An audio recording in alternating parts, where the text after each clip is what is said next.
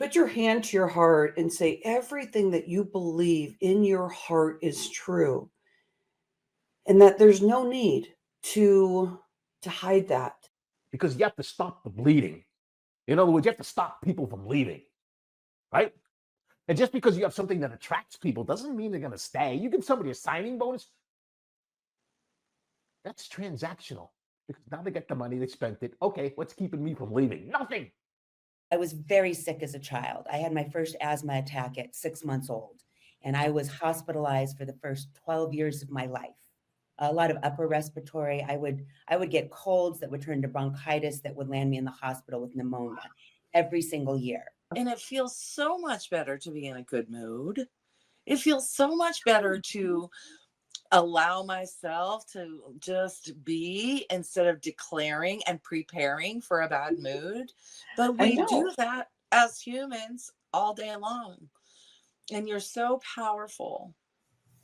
If you only knew how powerful you really are, you wouldn't have another fear in your life. Try once to observe your thoughts by feeling where do they come from which direction.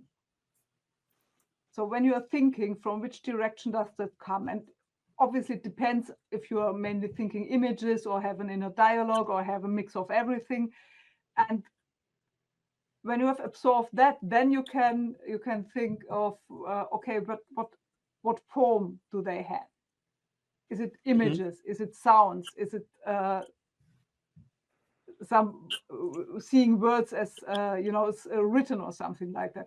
And if you try to do that can really help to actually identify that your thoughts are something else but yourself. Fresh inspiration.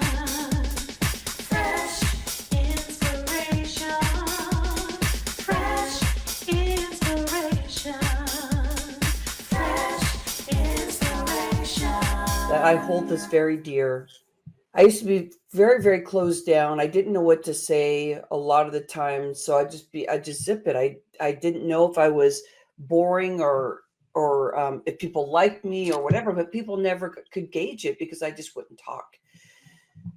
So I want you to listen to where your vocals are today and put your hand to your heart and say everything that you believe in your heart is true, and that there's no need to hide that. And everybody around you, if there's anybody in your sphere that's closing you down, keep putting your hand to your heart, and your hand to your heart will guide you and what your next steps are. Being shut down, I was on thyroid medicine for myself for 20 years. I'm going to say for myself because there's a little bit of a story here. Again, I think we're live now, but just to kind of add to this. And it's a painful story, but that's where we're going, is this pain is very divine. This is where when we feel the pain in our body, we go, okay, it's time to release, because if we keep it there, then it stops us from shining bright and beautiful and intentional. And I bet you're already doing that. But notice where you are right now. What do you want to do? Where do you want to go? Where do you want to go? For me, it's like, can I find some friggin' happiness today? Can I? Because happiness can get me to joy. Joy will take the pain out of my body because I won't be thinking about my heavy mass of my body. I'll be thinking of light, freedom. I'll feel safe. So safety. I'll feel my body's healing, because that's the space that we're in. Like us motivators, all 5 of us right now are there to serve the space, to be able to get you in a shift from wherever you are now. Just gauge where you are. I love this part.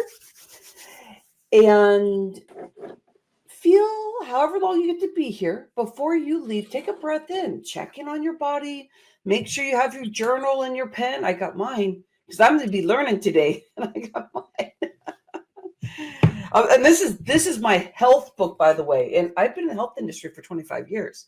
And I'm still learning, because you know what? When you put your hand to your heart, you realize your ego stops you from growing. Like your brain, it's like, I already know that stuff. I know that enough.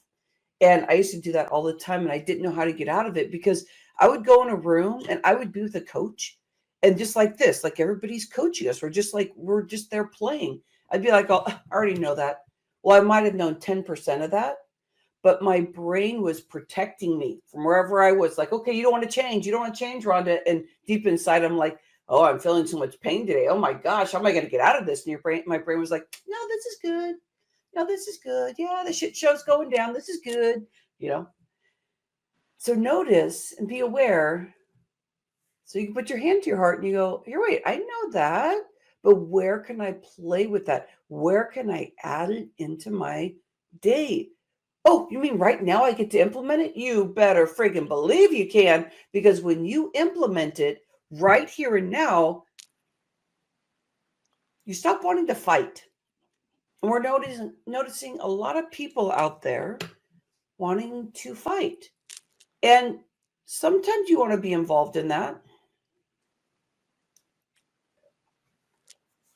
Maybe. I take a pause there because I want you to think about this.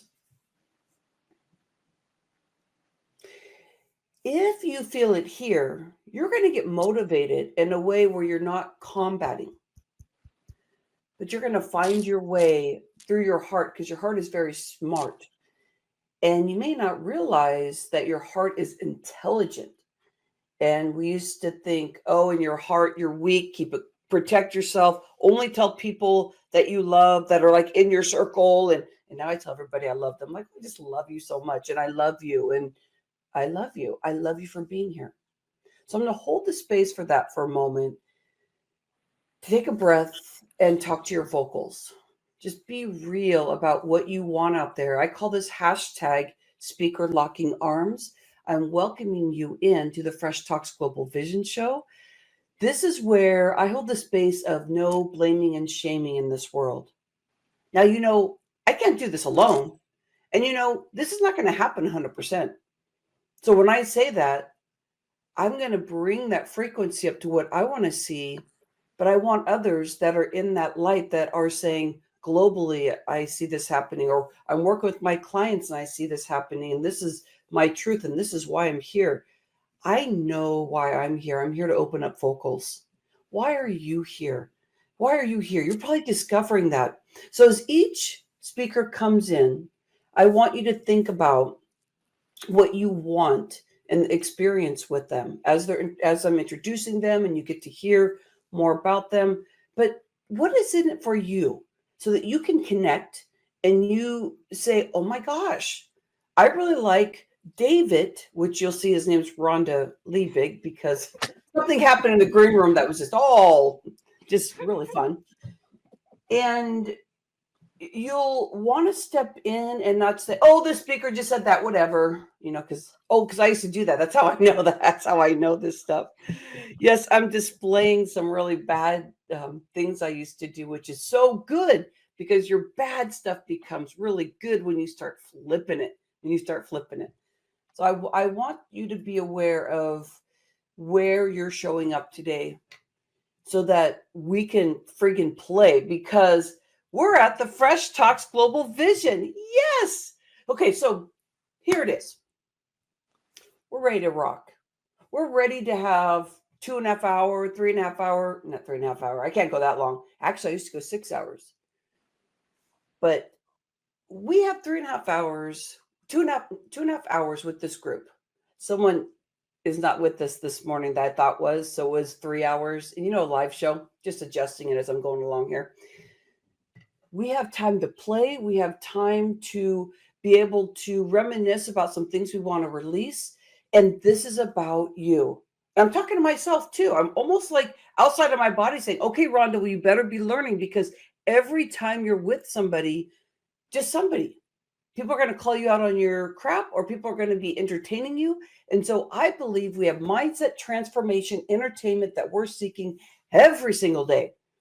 I trademark that. I'm like, how did I get through my childhood that I thought was so bad? You know, when you're very young and you're just like, you're ginger, like everything that happens, somebody can look at you in a way and you go, and then, you know, and that's an imprint in your body, or somebody says something to you, or somebody shuts you down, or somebody does something. You're like, oh, that is so wrong. Well, if you're used to revisit it and go, okay, I got your back, little girl or little boy, I got your back. Because you get to release it more and more when you discover that life is about playing. Life is a play if you step into that. And everything that is going to happen here today is going to be safe. And if you get a trigger, write it in your journal. And the trigger would be anything that just doesn't feel right. It goes, oh, that story really got me. Okay, that kind of scares me or something. Write it in your journal and then wonder why. Talk to yourself. What is going on with that? Because you never really have to visit your childhood unless you're with somebody that's their expertise. But I know that you really are visiting that because you're carrying that inner child with you. So every time that you have a breakthrough, you're clearing that for yourself. You're clearing that path. So when you start looking at your path as a CPA accountant, 10 years in like high productivity, barely any sleep, stressed out, raising the kids with my hubby too, but never really around, that it was about drive, work, and never took the breath to get in the heart. It was just high competitiveness. Here, wait, that woman is doing that. Well, I can do that even better. Let me prove it. And it was just a terrible atmosphere. Oh, that guy can do that. Well, I better act more masculine now.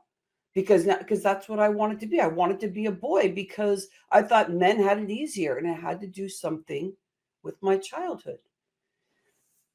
Now I talk to my brother and I go, oh, you dealt with that? I didn't know that. And so I started reconciling these stories. Use your journal because nothing is bad. It may be painful, but your next dip that you go down, know that we got your back here. We're motivating today. And we're talking about things that you get to make choices. And nothing's going to be thrown in your face at all. And if it feels like that, write in your journal. I'm laughing going, maybe that's what I'll just say all day. Did everybody write in their journal? I don't know because it's live. This plaque, you don't have to read it. I got to tell you something. David has his journal up. I got to tell you something. This plaque, I didn't know I was going. And now I want to talk to your creative space because this is the opening ceremony. I just want to get your juice going about your words and your vocals because that's what I'm about. That's what the show is about.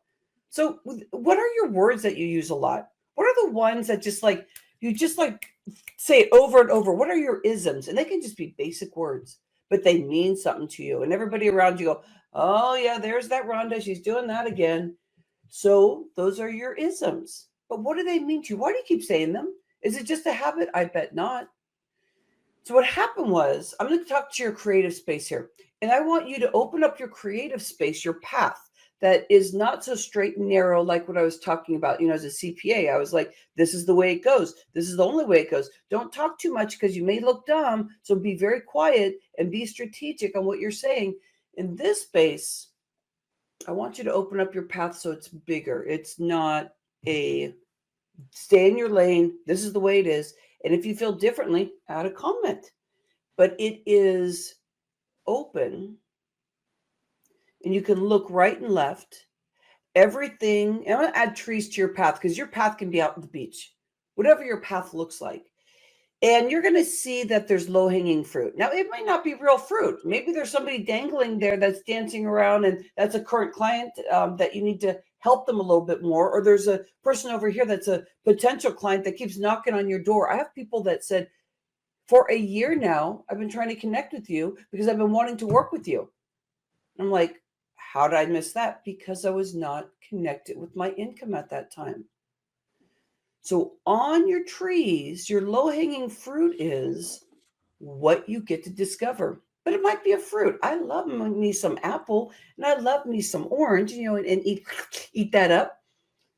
But the low-hanging fruit is everything out there that is ready for you right now. That's where the inspiration is. That's where there's more.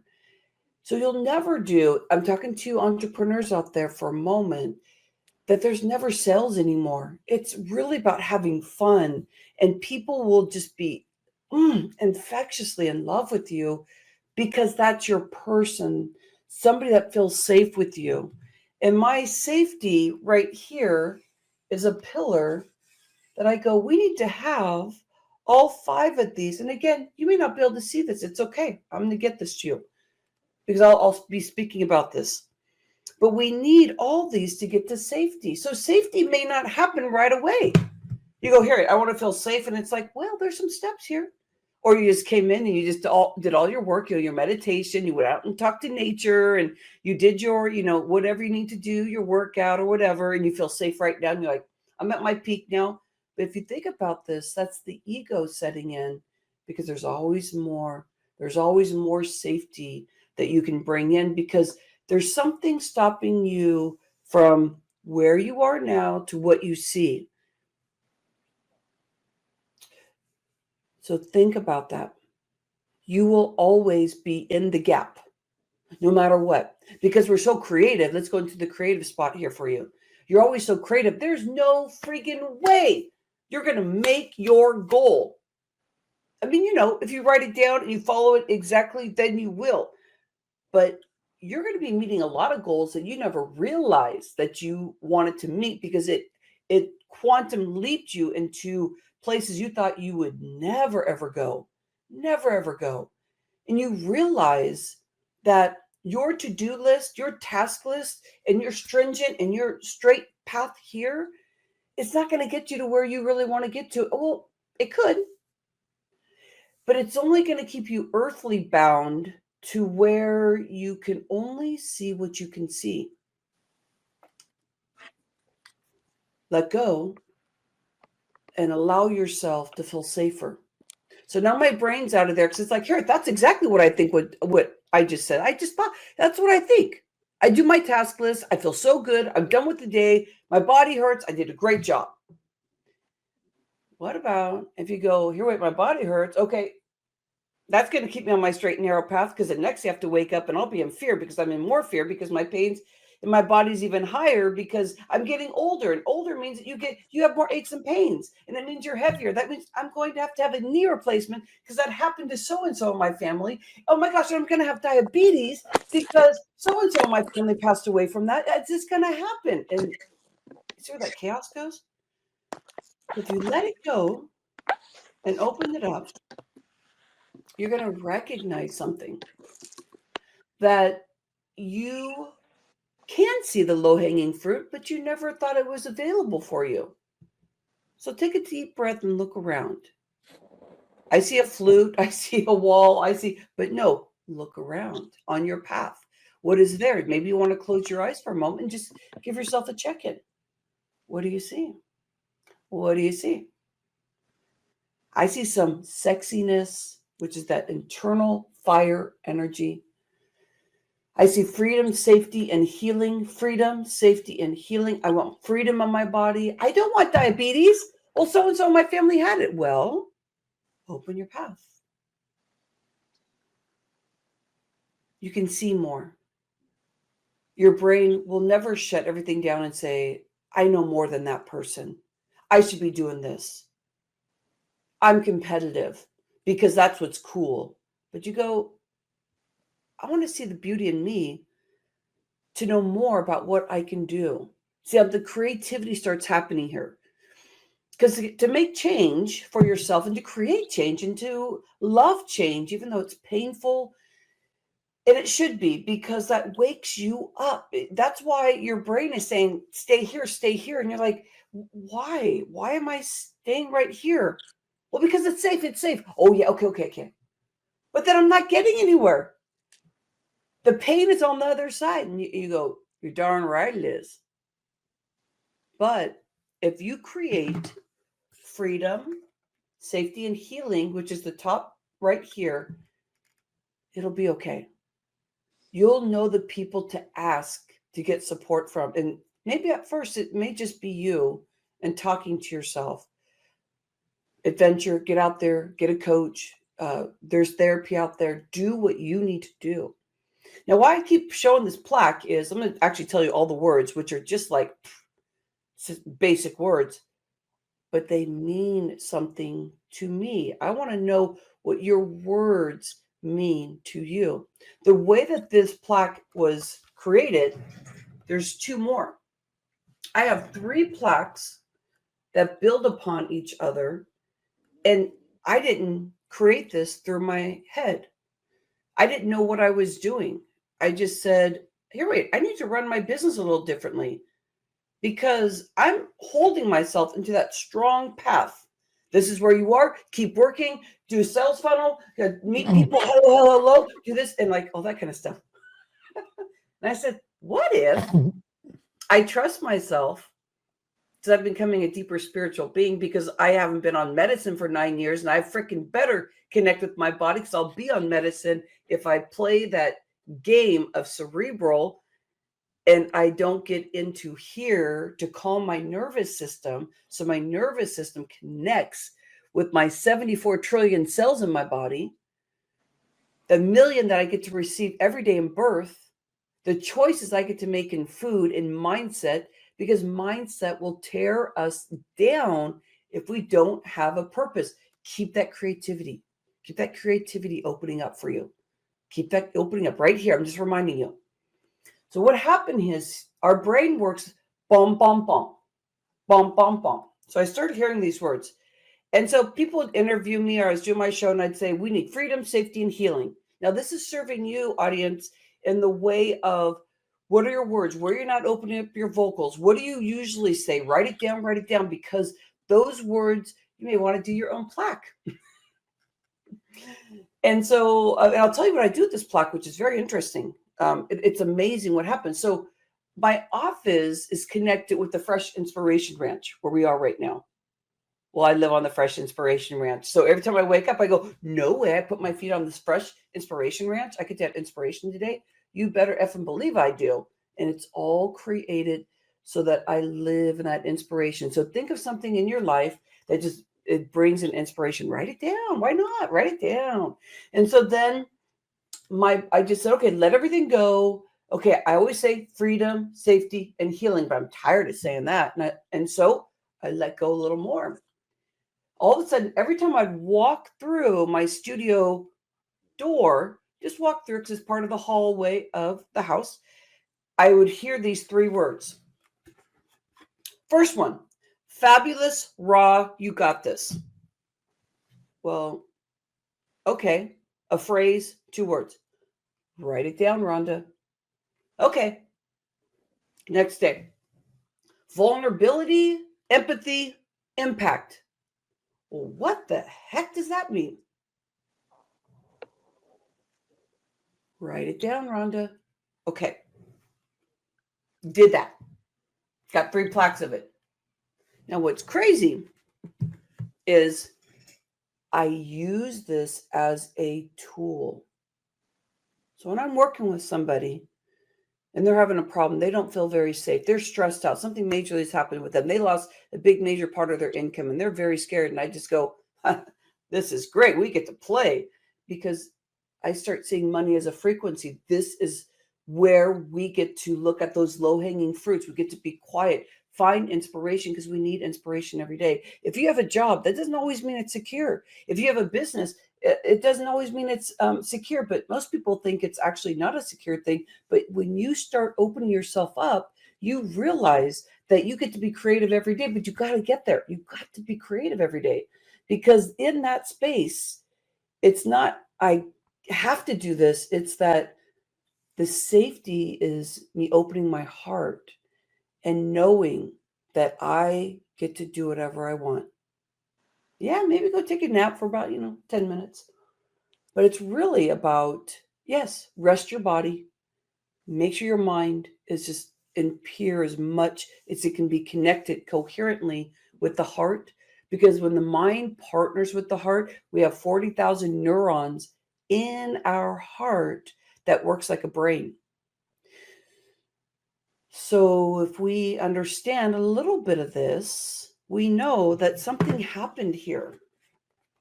What happened in your life where you created something that you're like, here, wait, I can pull that off the shelf and I can use this. So let me tell you how I use this even deeper. Okay, so somebody's dealing with some safety issues. So I'll say, okay, this is my first word. I go, okay, so and they may not even know I'm working on this. And I don't even know what the words are going to mean to me at this point, because at this point, I know these words are going to mean something in this conversation. Now, I didn't know that I was making a column of safety when I was going through each column. So you're feeling very raw today. Let me hear what's going on. Okay, so let's go from there. Let's bring some safety into your day. So we talk about that. What are some of the triggers you're getting? Okay, so we got that on the table. Okay, so I got your back. Okay, let's go. Then I bring in, and I want them to have empathy for themselves, because when you're feeling something big, which is the next word, you want to come back and you want to turn into yourself and say, hey, you got this. And I start thinking, I had a paper route when I was in kindergarten. I used to, mow lawns. I waited for 10 years. I start bringing in all these accolades. And let's not call it accolades. Let's call it life experience. Then all of a sudden, everything comes like, here, I'm not a newbie today. I may be cutting myself up thinking this is all that I have right now. No, I have all those life experiences. Empathy, let's bring it in, because you got this. Okay, so then love you. Holy moly, I have to love myself? You better believe it, because you're just beating yourself up before we came here together. So let's meditate. Let's do something that's going to bring you into, it depends on what client it is. Some clients really love meditation. So I'll take a moment for meditation, or I'll do a kind of a motivational sing them kind of a thing, but in truth, not talking at them. Authentic. How can you go out there and be authentic when you're feeling all this pain? Let's get into this so that you really feel like a whole person. Authentic is that next word. Heart. Keep your heart open. Let's make sure your heart feels safe, because when you're in your heart, because the next word is safety. So when you're in your heart, you can hear and see people. You get to be intuitive with how you're feeling, so you don't accidentally say something that you're like, oh, I wish I didn't say that. But the brain, if you hold it here just in the brain, your brain's just going to be all at you, just talking to you. But when your heart, which is right below the safety, you can hear, you can breathe, you can feel authentic, you can love yourself, you get appreciation for every experience you have. There's nothing that is bad, at least for that moment, because this takes practice. So, isn't this fun? Isn't this fun? I mean, my goodness. So that's what was created when I believed in myself. Where are you in believing in yourself? Where are you? Oh, there you are. Okay, so did you have fun? Okay, so that was the opening ceremony for you. What I'm trying to do is get you to feel where you are. We got your back. And I'm going to be bringing up David Alemian. But I want to do, a nice little opening for him. But I'm going to bring him in, and he loves talking about talent in your business. Have you ever had, even if you are a small business, because you may think, I said, even though you may think that you have to have this big, robust business, but sometimes, you have somebody in your life that is taking care of maybe the marketing, or maybe just the admin stuff, or whatever they're doing. But David's all about bringing people together and really investing. And he's talking dollars, but when you have a small business, it could also mean, listen to him, because it could mean a variety of ways to invest. For me, I haven't heard David speak before, but I was looking at his website. We talked, we're in the same speaker group, and it costs money to be in this group. And it's a very special group. It brings special people in together. And so when you're looking, think about money, because it takes a while to get somebody up and running when they're helping you in your business. And how do you want to be able to see them eye to eye to really understand this is the right person? Not just like, oh, so-and-so said you were good. And you're like, I trust that person, but it may not fit what you are looking for. So you get to really get to know somebody by really understanding there's a commitment on both sides. David comes in and works with companies where it's a money investment and that you're holding your talent. So no matter what level you are in your business, or if you are somebody who has an assistant or, and you're working for somebody, we usually end up getting people that are entrepreneurs that watch the show, but I have a big variety of people that I just love on. So who knows who's here today? So, let me share David for you so you know more about him. But I hope if you're just coming in now, welcome in. The opening ceremony is a way to just kind of open you up, just kind of to burst that bubble, because that bubble has been keeping you safe too long. Let's keep that space open. Keep your journal and your pen close. So David's into revolutionizing talent retention and recruitment. We want to keep those people close that are taking care of us. We want to be able to see them eye to eye. They're going to be there for us. So he is known how to drive expertise success. Everybody here is an expert in something. I want to feel successful. It's actually one of my words on my pillars, now that you know what my pillar is. But he's recognized authority in the field of talent recruitment and retention with a relentless passion. That man does have passion. David, I've been enjoying getting to know you. David's like, I don't know if you called me. Maybe, yeah. David called me, email, LinkedIn. He's like, and I love seeing everybody all over the place connecting with me or telling me that they were doing the show, or, like, Rhonda, how's it going? This is what I'm up to, and trying to, get everything right. So we've had some really fun times getting this show up and going for you. So he's passionate for helping employers secure and retain top talent in today's fiercely competitive labor market. Alemian offers an innovative approach that addresses the pressing issues of skilled labor shortages nationwide. I love that, David. And that is actually, when you're ready to book a call, that's what it says there, right in that paragraph. Book a call. All right, David, welcome in. Alemian, did I say that right? You said that absolutely perfectly. Thank you, Rhonda. I'm happy to be here. Thank you for having me. You're welcome. You go, my friend. And what I just want to share is that I'm here for you. So I may just butt in a little. I'm very nosy, so I may just butt in a little bit. But I just want you to know that I'll ask you questions, or you can kind of cruise, and I'll ask you some more. But I do want to ask you more about you. You have this passion and this drive. What gets you there? What's some of the skills that you have that you were probably born with this, but I mean, really, to do what you do, there has to be something you do, maybe some rituals, or tell me about you, David. I'm excited. I spent 29 years in the retirement planning business. That's a long time. And you know what I found out? Most people are not prepared for retirement. And this is like whether you're making $50,000 a year, $60,000, which is around the average income in America, or if you're making $500,000 or more. Most people live a lifestyle equivalent to their income. The more they make, the more they spend. And there's a shortage of talent out there. Now, here's something. Let me back up a little bit, because you really touched on some great things, Rhonda. As entrepreneurs, and if we have entrepreneurs listening, whether you have one employee or 1,000 employees, they're your team. We can't do everything ourselves. We need other people.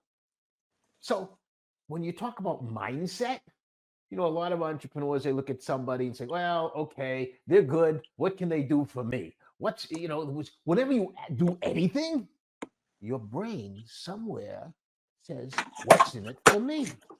Right? If somebody invites you to an event, before you decide to go, it's like, well, what's in it for me if I go to that event? Right? Or what's in it? What happens if I don't go to that event? What's in it for me if I stay home? Maybe I'll lose the opportunities that I could get at that event.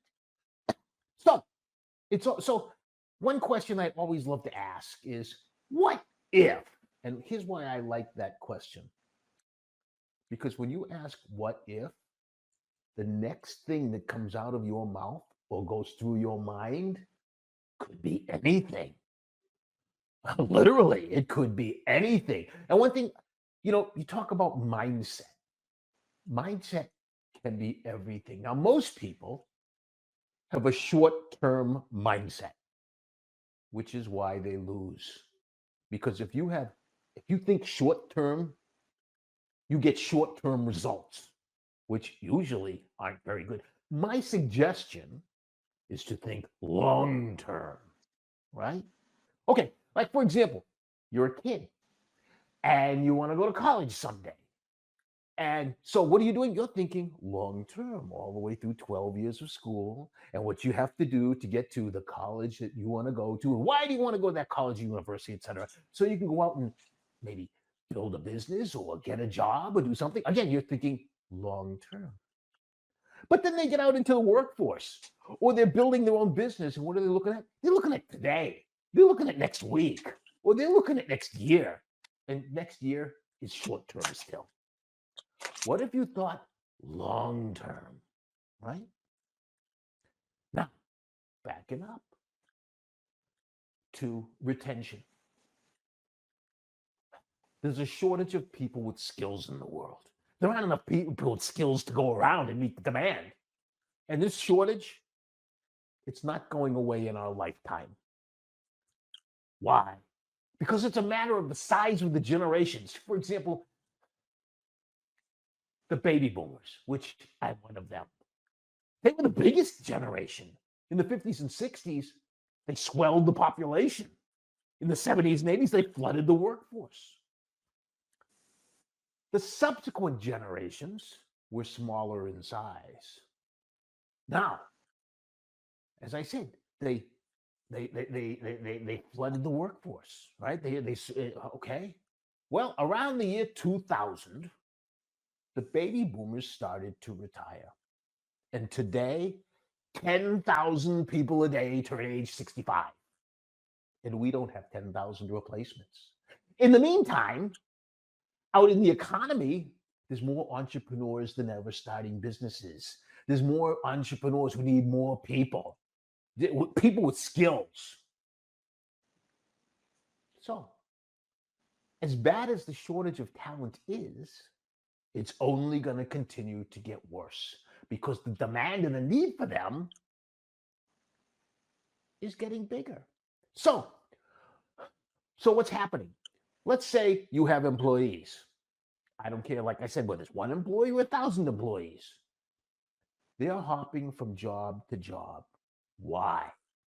Because there's other businesses that need bodies to fill the positions. They're throwing money at them, signing bonuses, you name it, they're sending it to them, and people go hop, job. See, years ago, people spent their entire career at one, maybe two companies. Why? Because they thought long term. They wanted that lifetime pension, and they would stay with the company for as long as it took to get it. Along came 1978. Congress, those geniuses in Washington, they figured, oh, well, Americans need to be saving more of their own money. They got their pensions, they got their Social Security, but that's a two-legged stool. We need a three-legged stool. So we're going to give them an incentive, to a tax incentive to save more money. They called it the 401k. And then along came other iterations of that thing. Well, that was 1978. By the early 80s, the 401k was the fastest growing retirement plan in America. You see, Wall Street, they saw an opportunity. And they said to the employers, get rid of those pensions and give them this 401k thing. You won't have to. And the employers said, wow, this is great. We don't have to fund these pensions anymore. And the employees, they said, wow, this is great. We don't have to stay at one company like our parents did. If we don't like the company or the job or whatever, we can go someplace else and take our retirement plan with us. Here we are almost 50 years later. And almost no one can afford to retire. And turnover, people hopping from job to job, skyrocketing to become the biggest hidden expense that a company has. Do you know what it costs to replace somebody with skills? It's more than double their salary. According to the Department of Labor, it's 213% of salary, to be precise. That means somebody earning 100,000, it costs 213,000 to replace that person. Somebody earning $250,000, and it's a ton of them in the professions, it costs $535,500 to replace that person. Ouch! And the average U.S. worker changes jobs every 4.1 years. Again, another Department of Labor statistic. And they know why, because they get the Social Security numbers for the tax information. You know, in the C-suite, it's a little longer, between 5 and 6 years. Did you know that this year, 1 in 5 hospital CEOs will change jobs? Man, talk about a skill set. A CEO of a hospital needs to have his or her finger on the pulse of everything going on in that place. That is not a skill set that grows on trees. Do you know what that costs to replace that person? And that's our healthcare system. Wow. Okay. So what do I do? Why am I so excited? Because I've cracked the code. I can solve both problems. I can solve the talent retention problem, because you have to stop the bleeding. In other words, you have to stop people from leaving, right? And just because you have something that attracts people doesn't mean they're going to stay. You give somebody a signing bonus, that's transactional, because now they get the money, they spent it. Okay, what's keeping me from leaving? Nothing. The other solution problem that I solve is the problem of saving for retirement. You see, I create something called a supplemental employee retirement. The employer pays for 100%. Cost the employee is zero. Why? Because they're spending all their money on lifestyle. And you know something? Lifestyle, it's like a drug. Once you have it, you don't want to give it up. And in order for them, the employees, to save more money for their future, which they're not doing, they'd have to do what? They'd have to give up some lifestyle. And nobody wants to give up lifestyle. So, this supplemental employee retirement plan the employer pays for gives the benefit to the employee in the future. The employer maintains ownership. Oh, watch this. Remember I said, what if? What if you could turn your biggest expense into a growing and compounding asset on your company's books? Wow. That's a seemingly impossible problem, but it's real and it's solved. So we create the supplemental employee retirement plan, and we give it to the employee who's concerned about retirement. In exchange, because nothing's free and this isn't a fairy tale, the employee agrees to stay with the company for a certain period of time. Could be 5 years, could be till retirement, could be anything in between. If the employee leaves and doesn't fulfill their obligation, they forfeit the benefit. There are many other things built into this thing. I don't want to get too far into the weeds. But in every scenario, no matter what happens, the employer always recovers their investment in full. No matter what happens, the employee could quit, become disabled. The employee is, by the way, protected in this plan. The employee could drop dead in mid-career. Not everybody gets to live to a ripe old age. There's even something in there to protect the family and the employer's investment. What if it's a happy ending? The employee stays until retirement, and they collect, are you ready? A retirement income that can be equal to or greater than their working year's income. You see, here's the thing. Why are you in business if you're an entrepreneur? Because you want security, right? Well, if nothing's holding your employees to your company, you got no security in your business.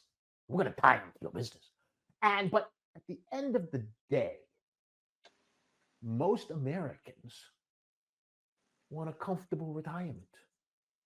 They want a 30 to 40 year vacation, right? And where do most of them end up today? helping people in department stores because they ran out of money. Have you ever walked into a department store and a senior citizen is standing there? You think they want to be there? No. That hits you right in the heart when you think about it. Let me ask you another question. How many people out there know somebody that they retired, they had this big nest egg, and then a few years later they ran out of money? Oh man, what a horrible way. You work your whole life and you end up dead broke in your retirement years. Not a happy ending. What if you had a lifetime income that was equal to or greater than your working year's income? You couldn't spend it all. It's impossible because that's the way the thing is designed. Oh, one more thing. Even though the employee gets his lifetime income so that they can live the life of their dreams in their retirement years, which, remember, we're living longer, the employer still recovers their investment in full. At the end of the day, it costs the employer zero. You know, are we living longer? Sure. I had an aunt. She passed away a few years ago. She was 109. You want to know what the fastest growing age group in America is? Centenarians. People age 100. Do you know there's another age group called super centenarians? People over the age of 110. Wow. So yeah. And will this plan that I put together for people do that? Yeah. Here's the coolest thing in the world. With this type of a plan, you get to tell the employee, hi, come on into my office for a minute. I want to sit down. I want to talk to you. We like you. We want you to stay. So if you stay with us, we're going to make an investment in you. And at the end of the day, you get this. You know something? Most people, not everybody, but most people would take that deal. Isn't that nice? So what happened? Now, let me give you one more little story. 2 hospitals. Same city, same town, similar in size, similar everything. They're almost identical. One is a world-class organization. I mean, people come from all over to go to that hospital when they get sick. The other one, not so much. If you get sick, it's the last place you want to go. What's the difference? It's the people that work there. So, how do you build a world-class organization? You use this tool that I described to retain your best employees, your superstars, the people that you do not want to lose.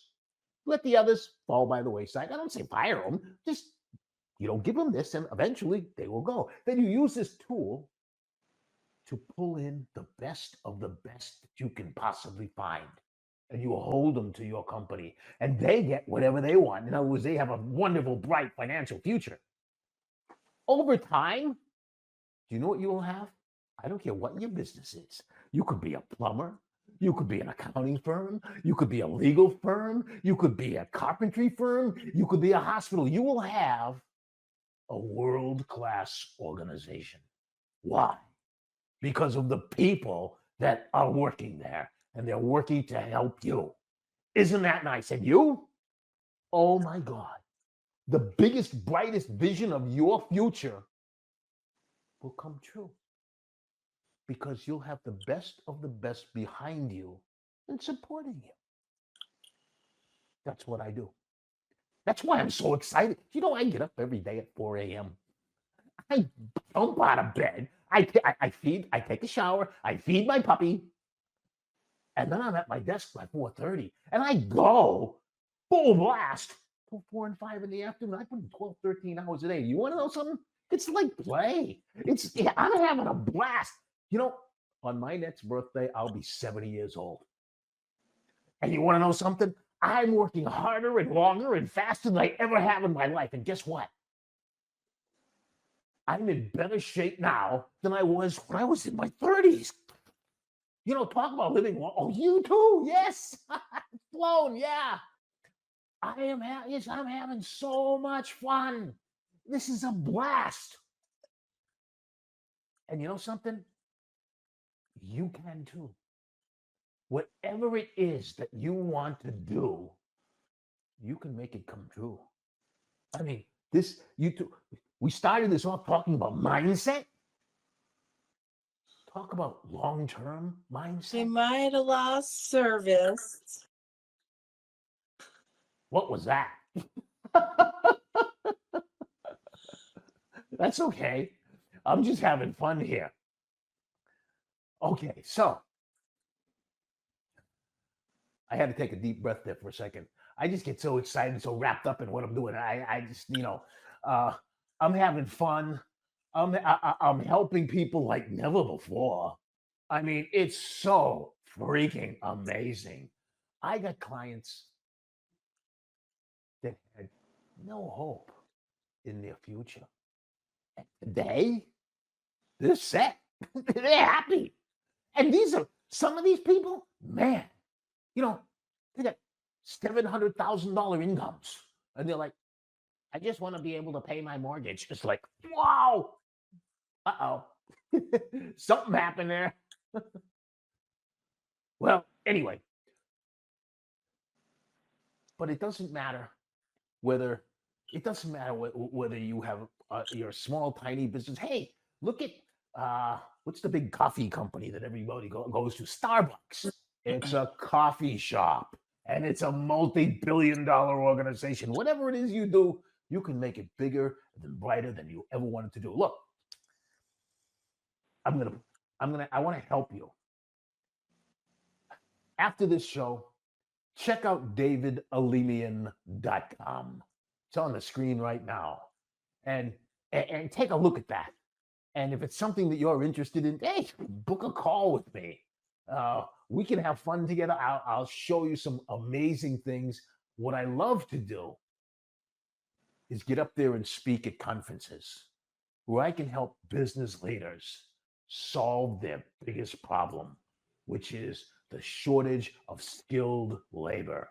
It's not an unsolvable problem. It's a solvable problem. And it's fully scalable to whatever it is that you want to do. So, yeah, take a look at that website there. I got it reach for out you, to me and David. say hi. I see that up there. Thank you so much, Rhonda. Yeah. So- Oh, this is so incredible.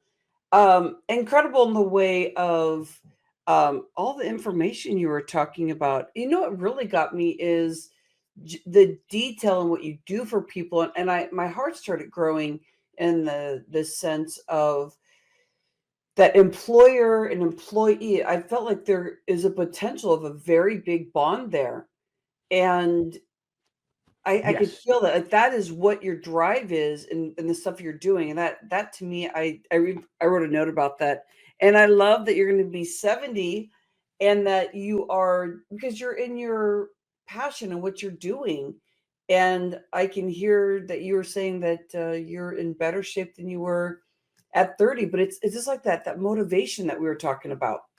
Mhm. You're absolutely correct. Yeah. And again, it's mindset. Yeah. And when you think mindset, all of a sudden, that massive computer that's between your ears, Yeah. it starts solving the problems for you. And you raise your frequency to Yeah. amazing heights. And Yeah. you know something? Anybody can do it. Yeah. And if you're watching this, you can do this too. And I want to help you do it if I can. And it's I real. love it. Yeah. Real simple thing. Olympic athletes think like Olympic athletes. Couch potatoes, they think differently. Yeah. Whatever you True. want, it's all in how you're thinking. Yeah. But it starts with long-term thinking. In other words, I'm here. I want to get there. Think even further down the road, Mm-hmm. because life's a journey. And wherever it is you want it to take you, that's where it'll take you. David, have you ever had in your life where you were a couch potato for a moment and you had to pull yourself out of it, like any kind of depression or something that just really just Oh, what a question. You know, at one point in time, when I was in high school, I was a gymnast. Then afterwards, I didn't do much.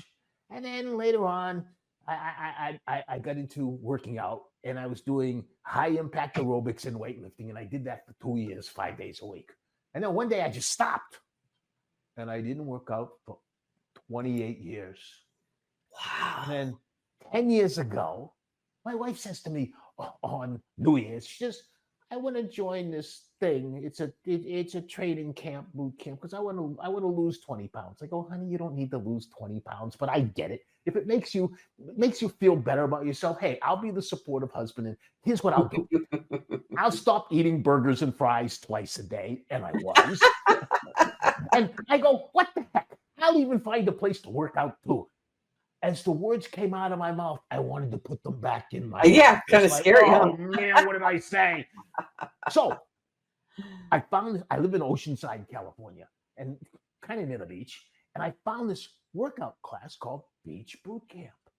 Oh, that looks like fun.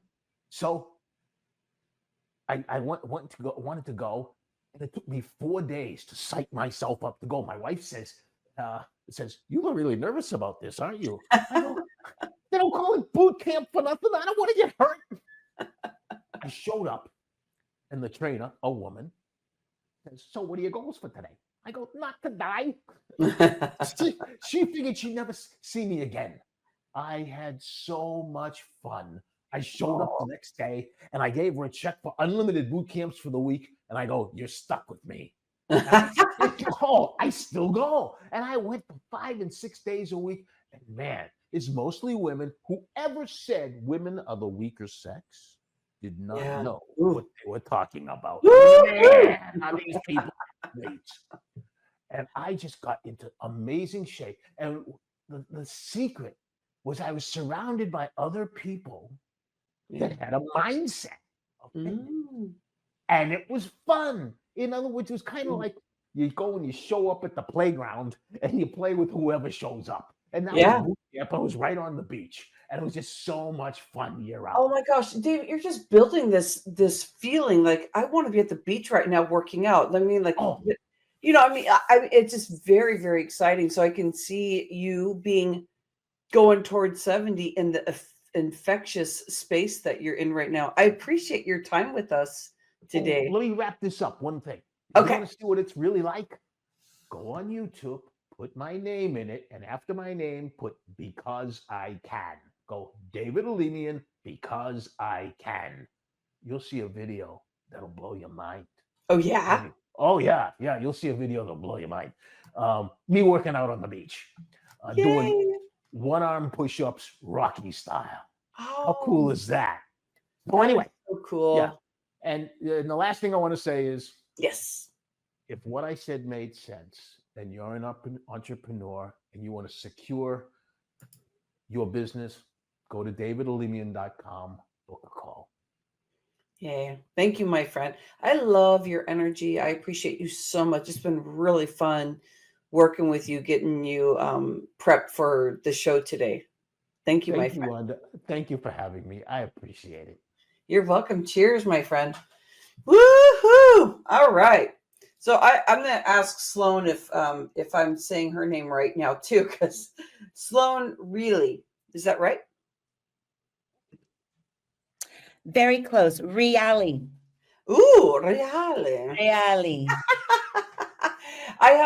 It's like sexy to me, and sexy to me is on one of my pillars that's about freedom. So Reali. And so, I want to share the screen real quick here too, because I should have done it for David's intro too, because I mean, look at this beautiful picture that we with Sloane in this beautiful blue dress. Oh, it's so beautiful, Sloane. my signature colors. Yeah. Okay, so this is Sloane Reali. Actually, I'm gonna keep playing with that. Expert voice and confidence coach. Oh, another person. Yes, that's all about the vocals, huh? Confidence breeds success, and success breeds confidence. When it comes to professional leadership, being a confident and powerful communicator is key. And that starts with your voice. Whether it's on Zoom, live presentations, or management meetings, professionals in any field who can speak with confidence and control have the edge. For over 20 years, Sloane has been helping not just singers, but public speakers, teachers, therapists, doctors, and authors to prepare vocally in their professions. She has been featured on television and radio as an expert in the power of voice and has worked with clients to prepare for auditions, including American Idol. The Voice is one of my favorite ones. They used to make me cry all the time. Glee, another one, and Disney. Over the 10 years, Sloane's work has evolved far beyond helping singers and industry leaders. She has gained recognition in the medical community for her work with students who come to her after an illness or injury has affected their vocal ability, including cancer survivors, people recovering from strokes, and patients diagnosed with VCD, vocal cord dysfunction. Whether she's working with someone who wants to sing, become a better communicator, or trying to recover their voice from a medical setback, Sloane is a true innovator when it comes to finding our voice, building confidence, and unblocking your potential. Ah, welcome in, Sloane Reali. Woo, woo. Thank you so much. Thank you for that introduction. The picture never popped up. I just had a spinning wheel. Oh, with it. oh darn! Maybe nobody got to see it. Darn it! That's okay. First of all, thank you again, Rhonda, for organizing and making this platform available to the rest of the world. You were a wonderful start to our day, my friend. Everything that you just said about aging and the population and longevity. I mean, I'm looking at those numbers. I'm in the boomer range, and I love that you said that you are in better shape today than you were, 20, 30 years ago. I am the same. And a little bit of my story that I will share is the work that I do is the result of me healing myself of childhood illnesses through breath work. So I don't know if that's where we want to dive in. Do you have some questions for me, Rhonda? Do you, Well, where do Sloane, we start? There's so you much, can. so much. Yes. Well, okay. So, what you're talking about here is just amazing stuff. When we started off the show, it was just about like being innovative, being curious about things. In your background, you have done such a variety of things, really sharing with your expertise as a vocalist. How Tell me the experience of the creativity that really keeps you open to being able to explore all different areas to work in. There's something special about you and your life and what you're doing. Thank you. Thank you for that. I would like to take credit for my journey, but the journey made me. What I do today with clients has changed so much from when I started the business. 25 years now. 25 years and my life is still it's so good. When I started the vocal coaching business 25 years ago, it was just really, here's the truth. It was to pay for I was in a band. It was to pay for my hair, my makeup, my wardrobe, getting on stages to do my thing. And then what happened is I started getting clients coming to me with these things I'd never seen before. I started getting literal prescriptions from doctors, ear, nose, throat specialists, speech therapists, doctors starting writing prescriptions for their client to go get vocal coaching. And I started all the things that you heard, recovering from strokes, vocal cord dysfunction. It's a thing that mimics asthma when you go to inhale and everything stops. And so, I mean, I've had the stories are crazy. The website, I've got testimonials of people that have had their vocal cords clipped accidentally in surgeries. When people have come to me, I haven't always been fully confident that I could help them. so that's the caveat. It's like, I'm not sure if this will help. Let's do what I've been doing successfully all these years and see if it makes any difference. And 100% effective result every single time.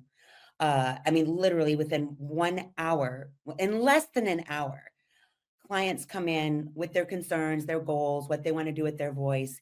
And when we start doing the work, right, this is more the physical work, the physiology of what I do. They are seeing, hearing, and feeling results in that very first session. The feedback that I get are things like, wow, this feels so good. Oh my gosh, my body I haven't felt this good in so long. This is really fun. I can't believe I'm having so much fun. Because the most common thing I hear people coming in is, I hate the sound of my voice. I hate the sound of my voice. I hate my voice on recordings. I'm terrified of standing up at the networking events. I don't know how to handle the microphone. I get so nervous when I get on stage. I completely forget my entire presentation. So, I'm working with the physiology first. So they're having immediate adrenaline, right? That oxytocin, that feel good hormone. So their body is feeling the result of the work. Then I take it over to the mindset, because that's a lot deeper, right? The mindset, the head, all of those old stories, a lot of childhood, so many I've got boxes of Kleenex in the studio. I'm not a therapist, friends. Anyone listening, the viewer, the listener, should you reach out and you want to work together at some point in the future, I'm not a therapist. What I do feels it's very therapeutic. It's very healing, but I'm not a therapist. And the stories I hear, well-meaning, parents, teachers, coaches, choir directors that have said very hurtful things to their children, or when we're young. You said this earlier, Rhonda, when we're starting out, things happen, things are said that as children, we take those in as being truth, and it goes deep. And then we go throughout I can't tell you how many, 50, 60, 70-year-olds have come to me. All they ever wanted to sing, all their life, they wanted to sing. And they come in to see me. They've never sang because the choir director told them, you can't sing, you should lip sync and turn the pages for the piano player, right? They come in to see me. It's like, oh no, that was a lie. It's not true.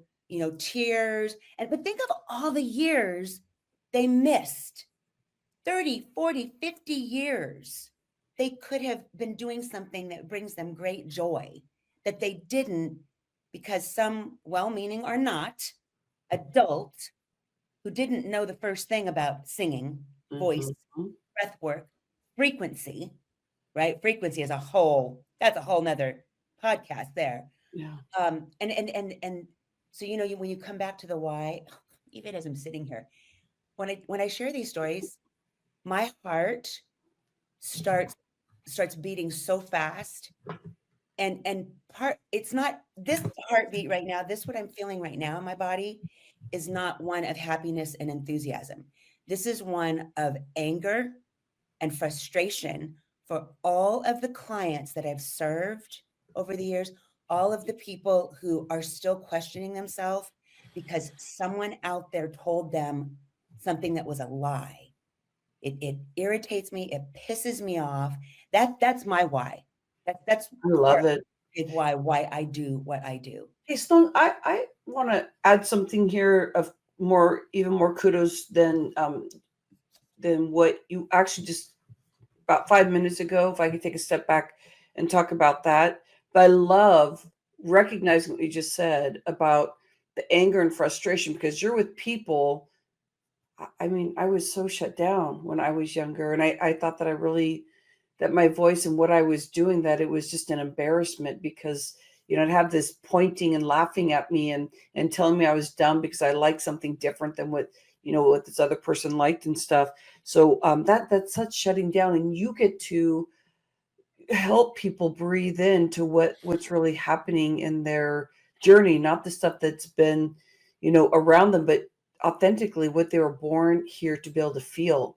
And so I love that you're talking about feeling what you're feeling about that. But Sloane, you brought up an interesting point here, and I just want you to go right after I say this. I don't want you to feel like I'm going to be, jumping in every moment here, but Good. It's all good. I want to give you a lot of love today because when we start talking and comparing ourselves with, I'm not a therapist, this is what I do, is that I think there's an accident that happens. And sometimes it's because we can actually get shut down through media or Google if we start talking like this. But I got to tell you, my friend, what you're doing is you're working with people through the heart. And so to even feel like I'm even compare myself to a therapist, there's just so much different space there that doesn't even come into our sphere of what you're doing for people. When we look at all the stuff that you've done, people get to learn about their heart and be able to crack that open. And to release stuff, you have to really feel that emotion and feel safe in the space. And I feel nothing but love when you're talking, like your heart and the way that you speak. And it's probably because you're a vocal coach, but also you've learned to connect your heart deeply for what you do. So I want to give you kudos in that because you are a very powerful person when it comes to opening people's vocals. That I wanted to say, let's move that, that aside about, I'm not a therapist because I just want to move that out of the screen because you're doing incredible work and to be able to help somebody feel something and transform themselves. You didn't do it through talk therapy, but you did it where people got to feel safe and be seen and heard. So I want to throw that out and tell you I appreciate you, my friend. Oh, thank you. Thank you so much. And that being seen and heard and valued, just a little backstory for you. Uh, I was very sick as a child. I had my first asthma attack at 6 months old, and I was hospitalized for the first 12 years of my life. A lot of upper respiratory. I would get colds that would turn to bronchitis that would land me in the hospital with pneumonia every single year. A lot of trauma, a lot of family, domestic violence. It was just a lot. It was a shit show growing. I lived in fight or flight a good part of my life. Did not have a voice. I was not seen. I was not heard. I was not valued. I was in trouble all the time because I just, my report cards, I would always, I was like a B average student, but the teacher comments were always every single, Sloane talks too much, right? I'm just like crying out, please, somebody see me, value me. I have something important to say. So, funny story. I didn't even make it into the jazz choir in high school. My sister did, but I didn't. So the singing thing really, it came, I thought it was like as an accident, but it really wasn't. I tell you what happened as a child, because I hated the medication. They would fill you up with steroids and I'd get, a lot of prednisone, and it would just amp my whole system out. So Wow. I literally taught myself, this is where my healing comes in. As early as, I want to say 9 or 10 years old, I was teaching myself, I had taught myself, I had no idea what I'm doing, but it was more painful for me to be medicated and hospitalized than for me to stop and slow my breath in my body and prevent me having an asthma attack. I didn't know what I was doing. I'm a kid. I just know that it must have been my intuitive, my more divine higher self, because our body knows how to heal, friends. Like we know how to heal. We know how to be healthy. The epigenetics, the DNA. We are powerful human beings. So I was doing breath work, calming, centering, calming my nervous system, calming down my parasympathetic nervous system, all of these systems as a child. Now, fast forward, even 10 years as a vocal coach, it's just very methodical. It's just, these are the practical steps, and how to use your voice fully and how to get in your body and project and all that. I'm still not connecting the dots that I'm doing energy work. I'm doing energy as a child without even realizing it. Fast forward now, you talk about heart centered. Yes, a lot of the work I do, yes, it's physical. Yes, it's mindset, it's connecting mental to physical, but the deeper work in all of that, which I can't always share with clients. I've had some really conservative clients, conservative Christian clients come through like, yeah, this is a little too woo-woo. You start talking energy centers and chakras. So I got to be careful, what I share with who. I'm always doing that work, although I'm not always sharing exactly what's going on, because I'm about results, right? If you're coming to me for voice work, I just want you to get the best results, the most results in the quickest amount of time. If you want to have that conversation about energy work, you're absolutely correct. That fourth energy center, I see all my nodding heads. I see my healing people in the room. Absolutely. That fourth energy center that is the bridge that bridges the lower 1 through 3 to your 5, 6, 7, and there's more beyond. That heart center is that lung. This is where we carry loss. This is where we carry grief.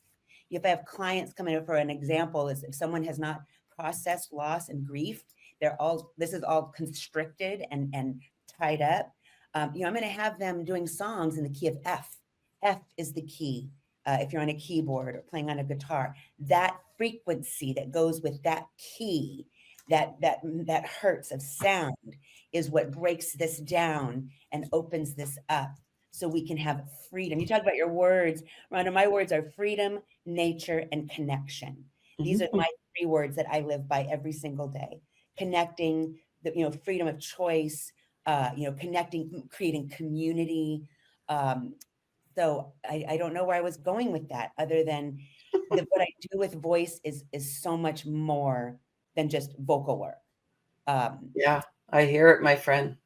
And more recently, I've been doing a deep dive with Dr. Joe Dispenza. Me too. Right? Becoming superhuman. Yeah. Amazing. He talks about heart math and coherent breathing. I use that little device with my clients. Literally, this thing, you hook it on your ear. It can measure your heart rate variability, your respiratory rate. Look at Stephanie. Yep, everybody's nodding their head. So if you are not, you the viewer, listener, if you are not familiar with Dr. Joe Dispenza, please go check out his work. It is life-changing. We talked about goals earlier, the affirmations and visualization. He talks about mind mapping. And it's literally, it's not just affirmation and visualization. It is literally, getting that picture of your future self, being that picture, living in that picture. Even if it it doesn't make any sense to our mental brain. Our first brain is our stomach, as I understand, but this heart, it's more stomach, heart. This is like the last brain to really come into play. So I can't say enough about his work. And Sloane, it's all backed up with science too, which is incredible. We can talk woo, because we love woo, but that's incredible. So I love that you bring him up, because I just recently saw him and I was crying. I was like, "There's my dad." Right. Yeah, right. Yeah. And his story, and we are so much more capable of so much more than we know. And for me, I've not been as active. I know we're running out of time. The other thing that made a huge change, and we've already talked a little bit about this today, is my business changed dramatically. It's changed a lot over the 25 years. It's morphed and I've pivoted. But I will tell you, I just had probably the most challenging couple of years in my business, just in generating revenue. I had changed my messaging a little bit. I had gotten away from serving the music and singing community. But what really shifted for me was learning my human design. And again, there's a whole nother chapter we can go into. I see the nodding heads. So in human design, this is the study of our DNA, our epigenetics. It's our based on our birth and our time and all of this interesting information. I learned that I'm what's called an ego projected projector. And projectors are very different from a manifesting generator. I spent my life living as a manifesting generator. They basically get shit done. Oh, is that okay they get stuff done. I swore a couple times. I guess it might be okay. The host says it's fine. And you were talking about it earlier, Rhonda, that masculine energy, having to be everything to everybody and get it all done. Okay, a lifetime, fight or flight, anxiety, thyroid issues, just complete adrenals completely burnt out. Well, I only learned a couple of years ago, I'm not supposed to be operating that way. I'm about having fun. My sun gate is 10, which is all about love. I'm not supposed to be doing all those things. I'm supposed to go in, have fun, get everybody engaged, and then go take a rest. And I will tell you, if you are listening to this and you are a projector in the future in the recordings, go learn about your human design, people, because it makes things so clear. Since I have backed off and stopped all the things, my business has gone through the roof. This third quarter was the best quarter for my business, revenue generating, that I've had in over 2 years. Wow, And congratulations. thank you so much for that. What a game changer. And it's so weird because at first I'm like, well, if I don't do that, if I don't do all the marketing, if I don't show up at that event, what's going to happen? It's like, so it's been like a game. I've been playing this little game with myself. It's like, well, let's see if this will work, right? It's mind blowing between learning my design, the Joe Dispenza work, resting when I need to rest, taking a Yeah. break. The thing I've been saying a lot of lately, thank you so much. I wish I could help with that. I just can't do that right now.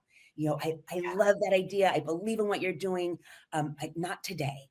Yeah. Please, let's reach out after the holidays. So the power of no, friends. That no is a full sentence, and no is one of the best things that you can do for your own self-care. Oh, Sloan, I love that. Can I ask you? I know you need to. So much. So much. Sloan, can I ask you to do a quick little exercise for us? You weren't expecting that, but I know you have to head out at 9:30. But do you have a moment for our community? Absolutely. Quickest way to change your state, right here. Let's put one hand on your heart. Put your other hand on your solar plexus muscle that's right below your rib cage above your belly button. When you breathe, you're not breathing like this, creating tension in your shoulders. Keep your shoulders relaxed, lots of space between your ears and your shoulders. Take that breath through your nose and mouth, past your lungs, down into your belly, so the hand on your belly moves forward as you inhale. And then as you exhale, your hand should go towards your spine as you exhale, emptying out your solar plexus. We're going to add, as you inhale, think to yourself the words I am on the inhale. As you exhale, think of something that starts with the letter A. Amazing, awesome. As you inhale one more time, breathe in, I am. Now exhale something that starts with the letter B. Blessed, beautiful, beyond. You get the exercise? Your inhale. If you do that 10 times, 10 words, this is actually a free gift on my website under free stuff. It's called the I Am Meditations. Comes with a PDF. I take my clients through this. They love this. This is great if you're feeling anxious, you have to have a difficult conversation, you're having trouble falling asleep. You can do it anywhere, all day. And that's just one of a million, but that's an instant way to change your frequency, to get you back in the planet, to get you back in your body. Stay calm, right? That makes sense. It got so quiet. I love that. I was going to bring up your website. So your website you'd like them to go to is Vocal Coaching by Sloane. Is that where you want Beautiful. them to go? That's a perfect place to go. And there's a lot there. If you head over to resources, Mhm. the resources and under work with Sloane, those two tabs, there's articles, there's a podcast, the Find Your Voice, Rock Your Confidence podcast. There are free gifts there. It's just an incredible resource. And for anybody wanting to learn more, you can book a complimentary call. It's just a conversation to see what your issues are with your voice and to learn more. But the website is a really great place to go. Tons of resources. Take advantage of it. Go grab all the free stuff. Share it with your friends. Share it with your family. The new year, there's going to be some things that are going to be moving around and some even more awesome free stuff. But This is my why. I'm here to help as many people on the planet with my remaining years, not just help you show you how to access your voice, because you all have a voice.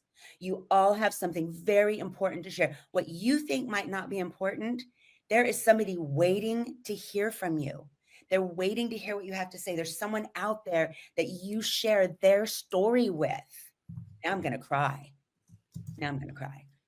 So whoever you are, wherever you are, you all need to be accessing your voice.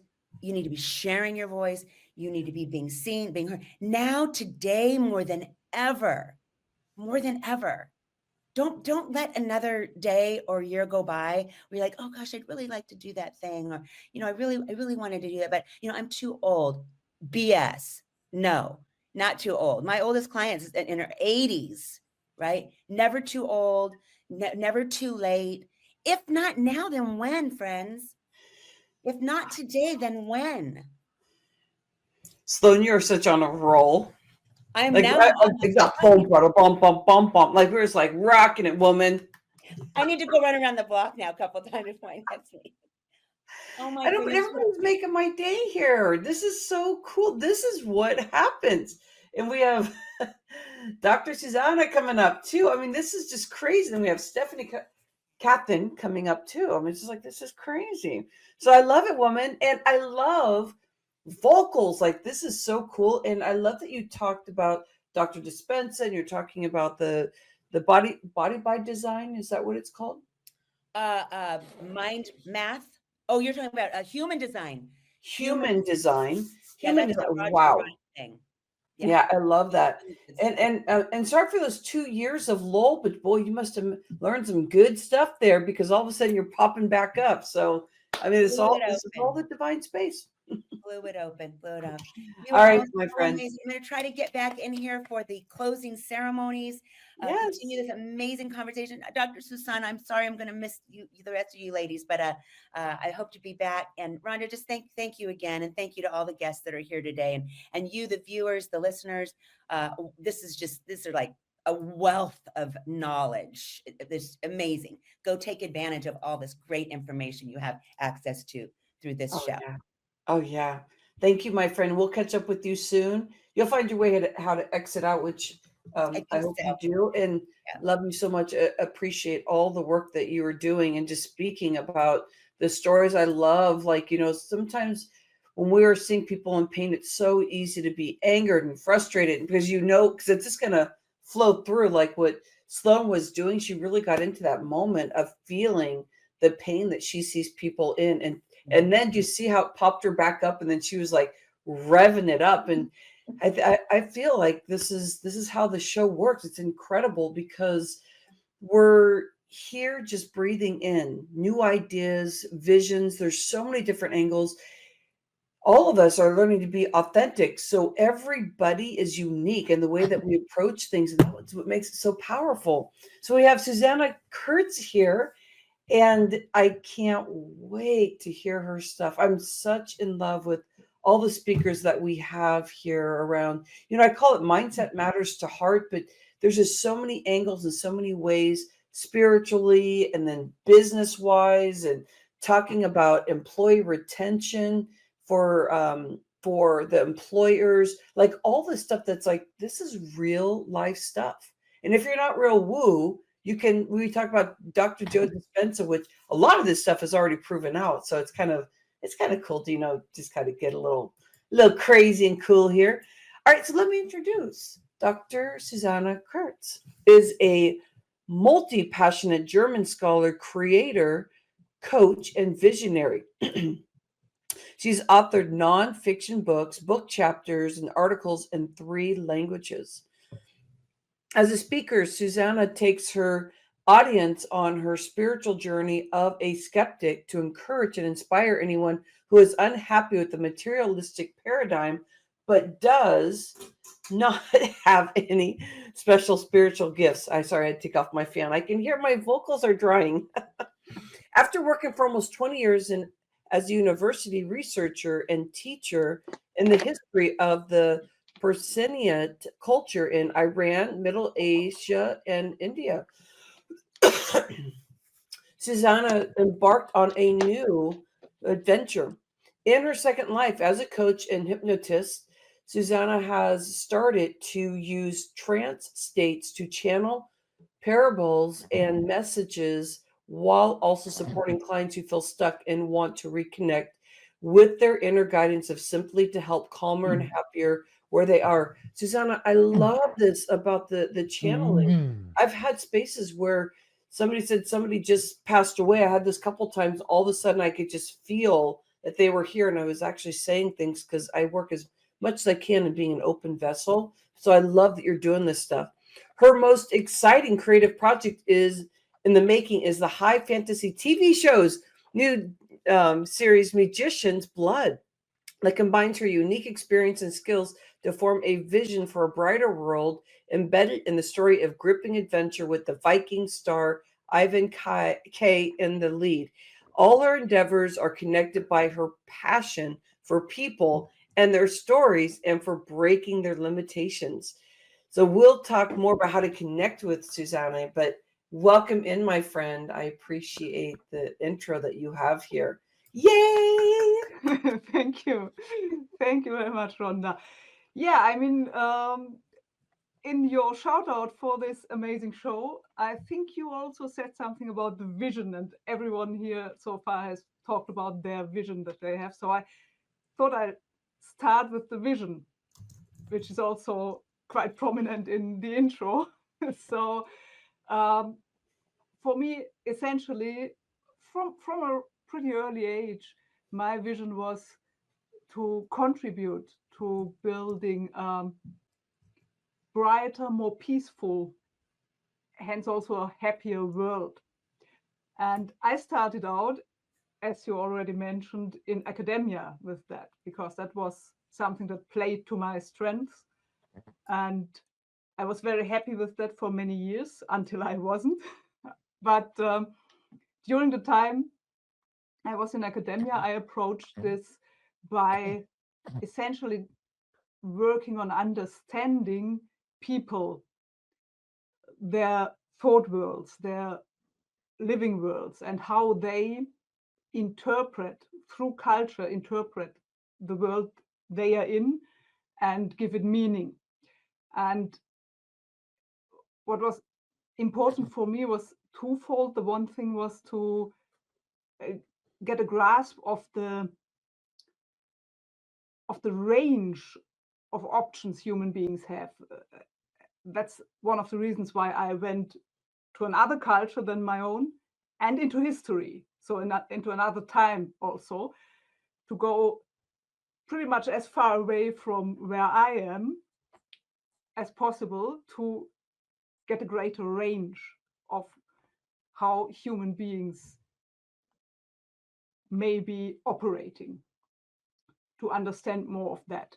And I think that's actually important in a globalized world like ours, because I think we need to understand and accept that our personal perspectives that we have grown up with and that are self-evident for us are not the only possible perspectives on things in general, and that other perspectives are also logical and also have their right to be.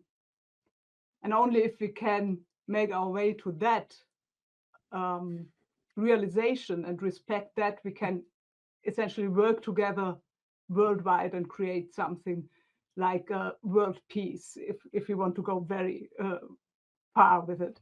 So that was my first approach to it. And now the thing is, I have worked on the Islamicate culture. That means the culture that has been influenced by the religion of Islam, just like the Western culture has been influenced by Christianity. And I feel that currently the reputation of Islam and the Islamicate culture is not exactly that of a very tolerant culture. But if you look at the Middle Ages and early modern period, over a vast amount of years, a very vast time frame, the Islamic hate culture actually operated in a much more tolerant way than the Christian culture, or the culture influenced and dominated by Christianity. And some of my former colleagues have put forward the observation that because it was fluctuating during those times too, that the culture and the people who essentially embodied the culture were most tolerant when they were most powerful and their societies most stable, so they were most safe. And now, if we think about that and try to learn something for our own world and time, then I would say that is something we could extrapolate and think.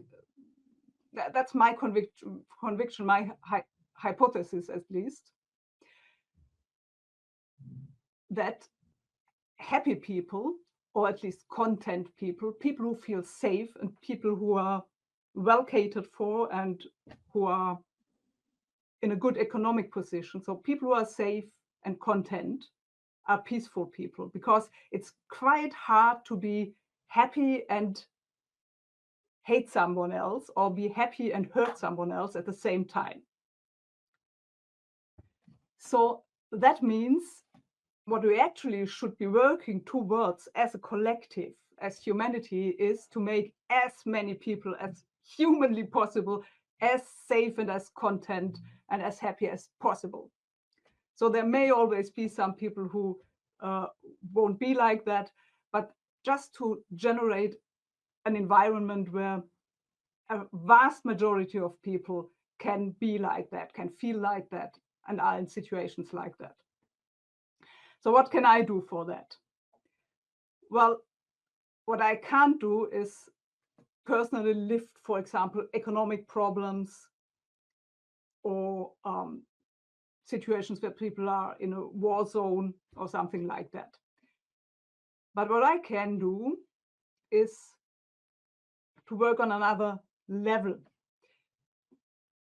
Because obviously, as we know, there are people who have a lot of money and theoretically are in a great situation, and we might think they should feel safe and they should be content because they actually don't have really material worries, like how do I pay my rent next month? How do I put food on the table?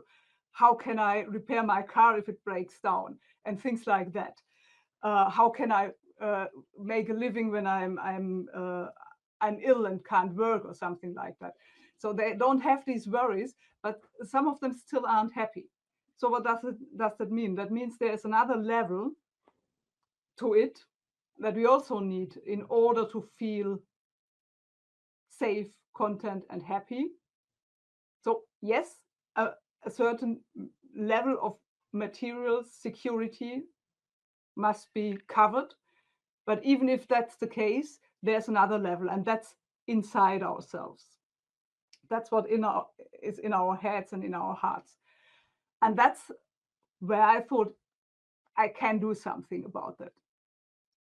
I can help people, support people in feeling happier, feeling calmer, feeling more secure inside themselves.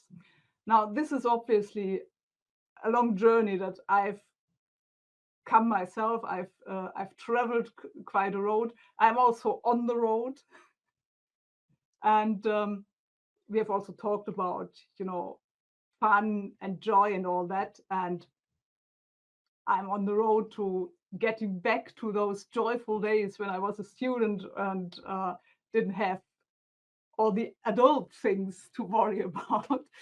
But yes, I can support people in their inner development, in their inner life, and in their inner relationship to themselves.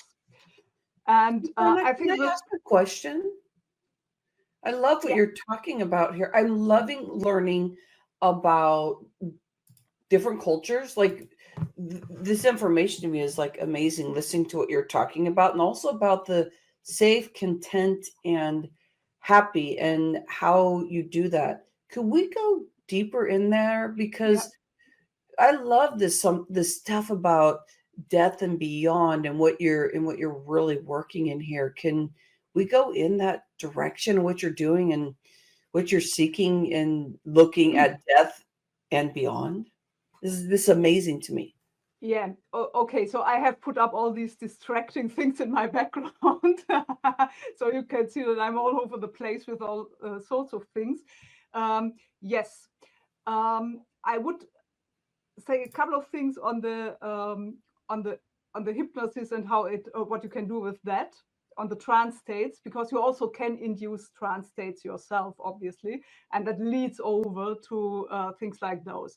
Because for me personally, obviously, I've changed careers, and so that means I have a major break in my professional life, and that comes about when you have things also going on in your personal life and personal Yeah. development. And for me, that's all combined with my spiritual development and Mhm. these topics. And that's also something that trance states are important for me, which is obviously something I felt drawn to from early on without knowing that. But I realized when I learned hypnosis that I've actually always loved to be in trance states, like in the car when other people are driving and things like that. And I think that's also, I think a lot of little children Yeah. stop crying and easily fall asleep when the car drives at a certain speed. And that was also the case with me when I was little. But that's also the case with me as an adult, because I don't cry usually, but I start feeling calm and relaxed and happy and warm and all that inside. Because Oh, yeah, that's Susanne, I fall asleep. And my husband's like, hello, why are you falling asleep over there? You're supposed to be entertaining me. yeah, and essentially that's what I think is, I mean, you can do things like deprogram your mind and reprogram your mind, your subconscious mind and all that with hypnosis, but the real magic and the real power, in my opinion, is that you can explore yourself and you can connect with your own inner guidance system and your inner power, which is the thing you set me up for this talk. And for me personally, the other things I've quite recently started doing, like the channeling of these stories and also channeling of messages now, and this level, that's also come with the ability to more easily and in a more controlled manner put myself into a light trance state. It's not a deep trance state. I'm not unconscious of what's happening. I'm completely in control, but it's a light trance state. Now, the death and beyond is something that leads up to, that's my podcast, by the way. It's on YouTube as a video series. It's on Spotify and other platforms as a podcast. And that is something that leads up to this development, where I find my way from a very, very brain-centered work life and essentially way of approaching the world to getting more into an intuitive approach that also involves these trance states, which are a shortcut for people who are a little bit brainy and don't have it so easy to, to get intuitive. And for me, that was something I did very consciously, because I realized at a certain point when I was in my change of career, in the middle of it, so to speak, or at the point where I was realizing that I didn't want to go on farther on the path I was on. Mhm. I realized that I had lost something. Yeah. That wasn't kind of my my connection with my inner guidance, my connection with my intuition. And that's how all this came about. Now, in the Death and Beyond, I'm a series. I'm starting out with a lot of very brain-focused things because I'm talking about near-death experiences, deathbed visions, about currently we are going into the topic of reincarnation, all this sort of things, because I went through all these topics and researched them to solve my really big question about death, my metaphysical question about death. If we die and dissolve and nothing remains of us, except for maybe some energy that floats around and goes somewhere else, but nothing remains of our personality, of our consciousness, then what's the meaning of life? I mean, what's it all for? Why even do that, you know? So that was my big question for as long as I can remember, because death has been something that was very present for me from a young age, and probably because we had a couple of deaths when I was a child. So because I had a lot of older relatives, which is because one of my parents is the youngest child with a huge distance. So there were a lot of older relatives. And at some point, I started digging into that because I think most of us have grown up with the notion that from a scientific perspective, that's what happens. Our consciousness, our personality, everything arises from our brains. And when our body dies, our brain dies, and it dissolves. And then obviously everything that arises from there dissolves too. That's essentially the notion most educated people, I think, who are not very religious, have grown up with. And I was deeply unhappy with that. But I'm not one of those people who can just see deceased people and talk to them or have some other form of spiritual gift. I mean, I know people who are like that. But Susanne, you know, I quite, so maybe you can't like do that, but you're talking about channeling, and I mean, there's some deep, good spiritual journey even going on here. So I know you come from the cerebral world and doing all that research, but I love and the thing is, you're getting deeper connected. The thing is, what is needed.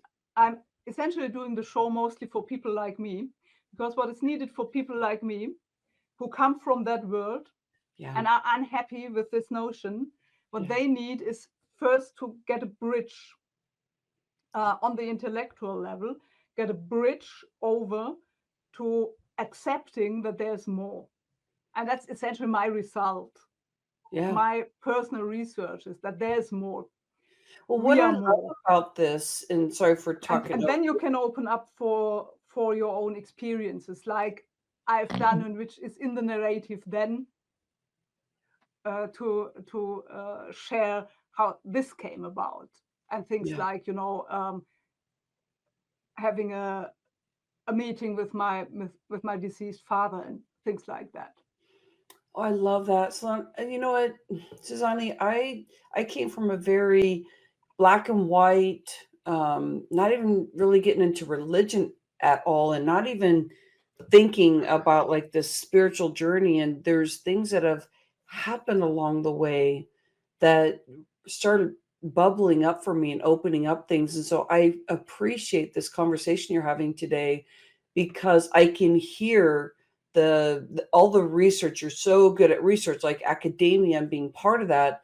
And then you get to be the person that bridges that helps people. They're saying, I feel something different. There's something going on.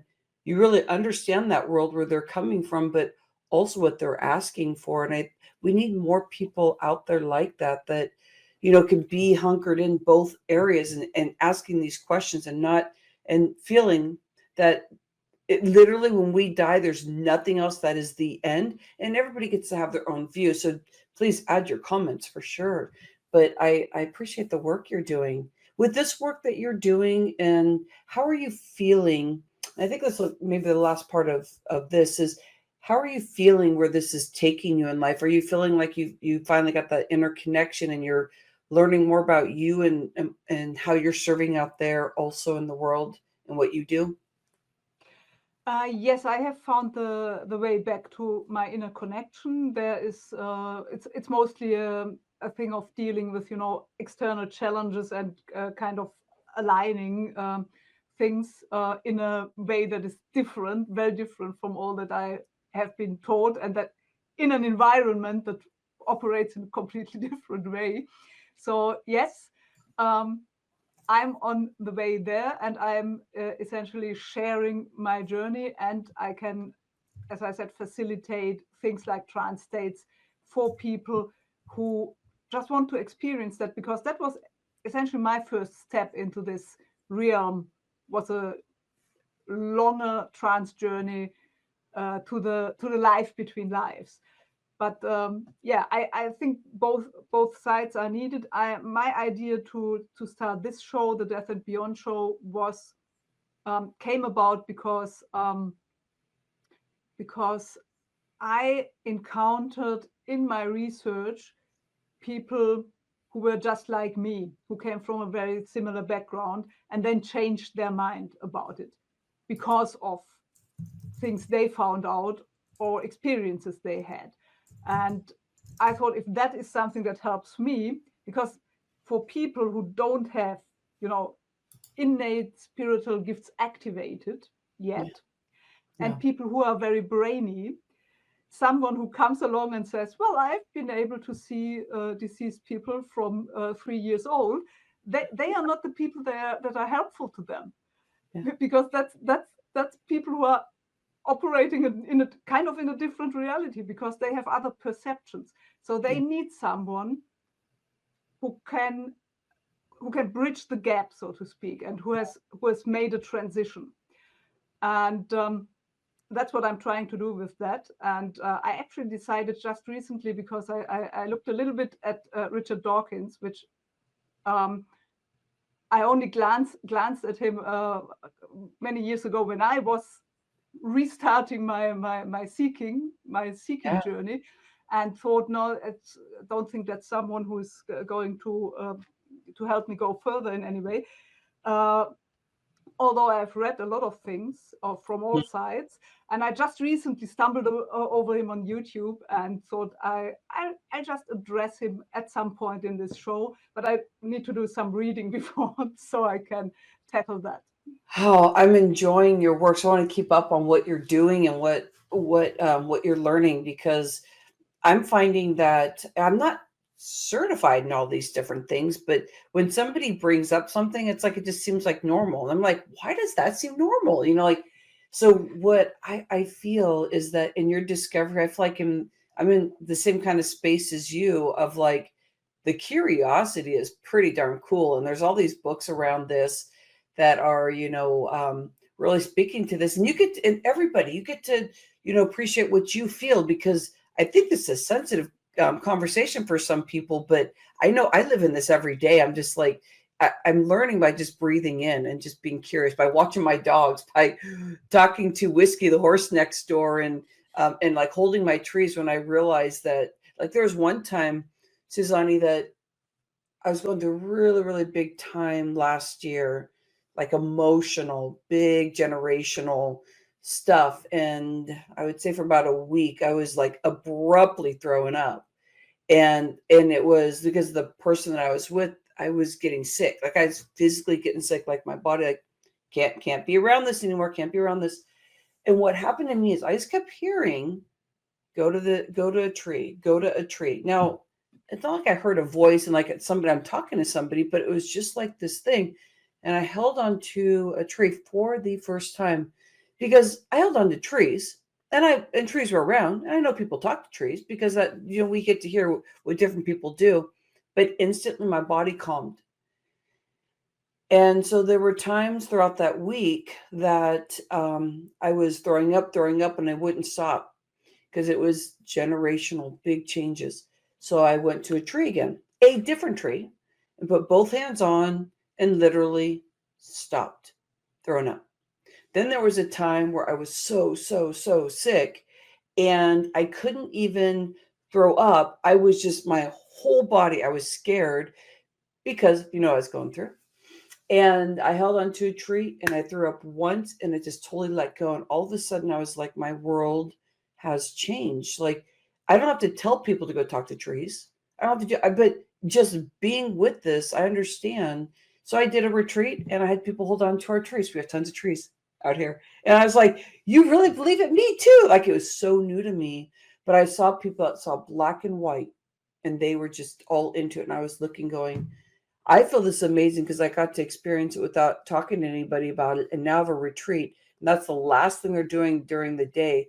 So I really appreciate how you're bridging and how you are learning about your journey and how you're opening up to what that looks like. And especially the channeling. We need people out there that get to bridge and help others. So I really appreciate you. Thank you for being here today. Thank you. Maybe a last word, just as a message to people who would like to have their own experiences and have been trying for years. And you say I have your just- website up there too. That's in English. What would you like to yes, say, my friend? exactly. I have one page where all the offers are in English, and I have the pages on the shows are also have English, so that should be intelligible for everyone. Just what I wanted to say is I've been at this years, decades to be precise, from my late teens with interruptions until now that I'm 48. I just want to say, if you have a desire to learn more about that and to have your experiences and all that, you don't need to have a near-death experience, and just keep going, because it can take years and years and years that nothing much is happening. But at some point, there may quite amazing things may come along, and it's a journey, and you never know when it's going to come for a specific person. It's an individual journey, so you can't extrapolate from other people's journeys when it should happen and all that. Yeah, I love that. And I'm really just thinking and breathing in. So it's taken me a moment to even jump in and say thank you again. But it's just this feeling that there's something special on this earth and what we're experiencing. And with all the tension and the stuff that's happening, whatever the outlet is, whatever works for you, this feels like, it feels really, really good. So thank you for sharing, my friend. Thank you. Okay, so we have Stephanie Kathan coming up, and let me introduce you to her.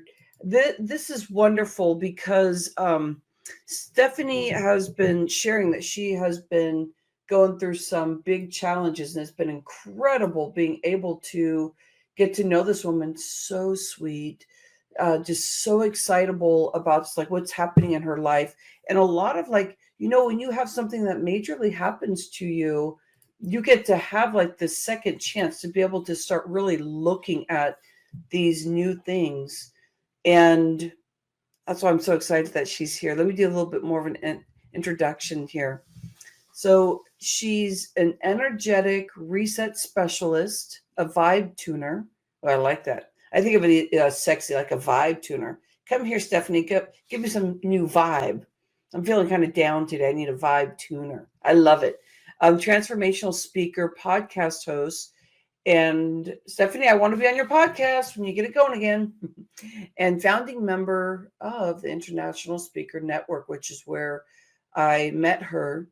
And also she's seen as a visionary and internationally recognized energetic reset specialist in the personal growth industry, known for her unique approach and rapid results. And you can find her, and I'll make sure that you get this link. But welcome in, Stephanie. It's so nice to have you here. Thank you so much. This has been so amazing listening to all of these amazing humans who gathered with us today to make an impact. And I just want to say a quick shout out to all of them because you're all so amazing. And I'm so honored to rock this stage with you today. So I fun. love it, Stephanie. Do you want to share? Do you want to start off just kind of sharing your journey, how your next layer that you're in right now? It just seems so new. What I'm you're not going jumping to share into. the layer that I'm in right this second.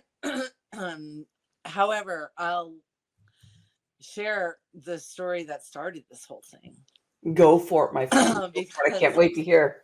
have you ever, and if you're watching live, give us a yes in the chat if you have ever felt that you needed change in your life, that you couldn't stand things the way they are one more second.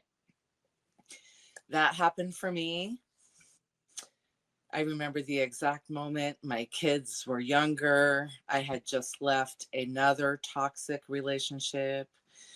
We were staying in a motel, me and my 2 boys and our dog, which was a pit bull, Trinity. And I was waitressing during the day just to pay for the motel at night. And that was in November in Vermont, which is this time of year, very cold and scary. And then one day, the unimaginable happened, and I didn't make enough money to pay for the room. And I had to go tell my children that we had to sleep in the car that night because I didn't make enough money. And I remember just falling to my knees outside of this motel. And I was just like asking God, what is the difference between successful people and me? What do they know that I don't know? And why does their reality look like this and mine looks like this? Because what is it? We are all made of the same stuff. And what I heard in that moment was decision. And I didn't really grasp the power of that right then. However, I did make a decision that day. And I decided in that moment that I wanted more.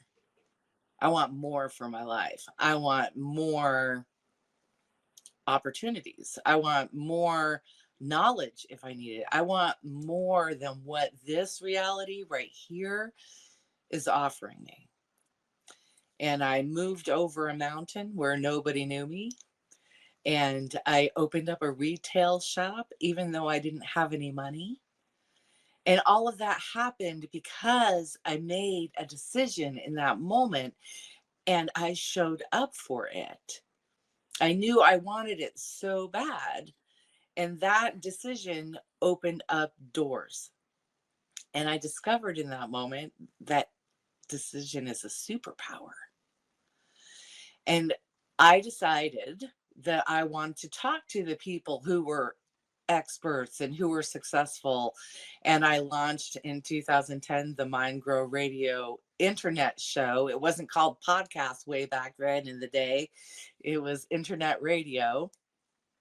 And I started talking to people and asking them the questions that I had. And I opened a little retail shop in Wilmington, Vermont, where I made candles and soap, and I sold it. And I was dressed in a princess dress, waving at traffic because we're in a high tourist area at a ski resort town. So that was how, and nobody came in. I had no customers. But during that time, I was throwing myself into my computer in the back room, learning about my thoughts, learning about energy. I heard Bob Proctor talk about vibration and it changed my world. I started studying like mad. I would be practicing like this, practicing my energy, which I can do easily now. But if you had walked by my shop and seen a lady in a princess dress, like, I was the crazy lady in town. And that was okay with me because I decided that I wanted more. And the universe started bending over backwards, giving me those opportunities to show up, even when I didn't know how I was going to get to the things I wanted.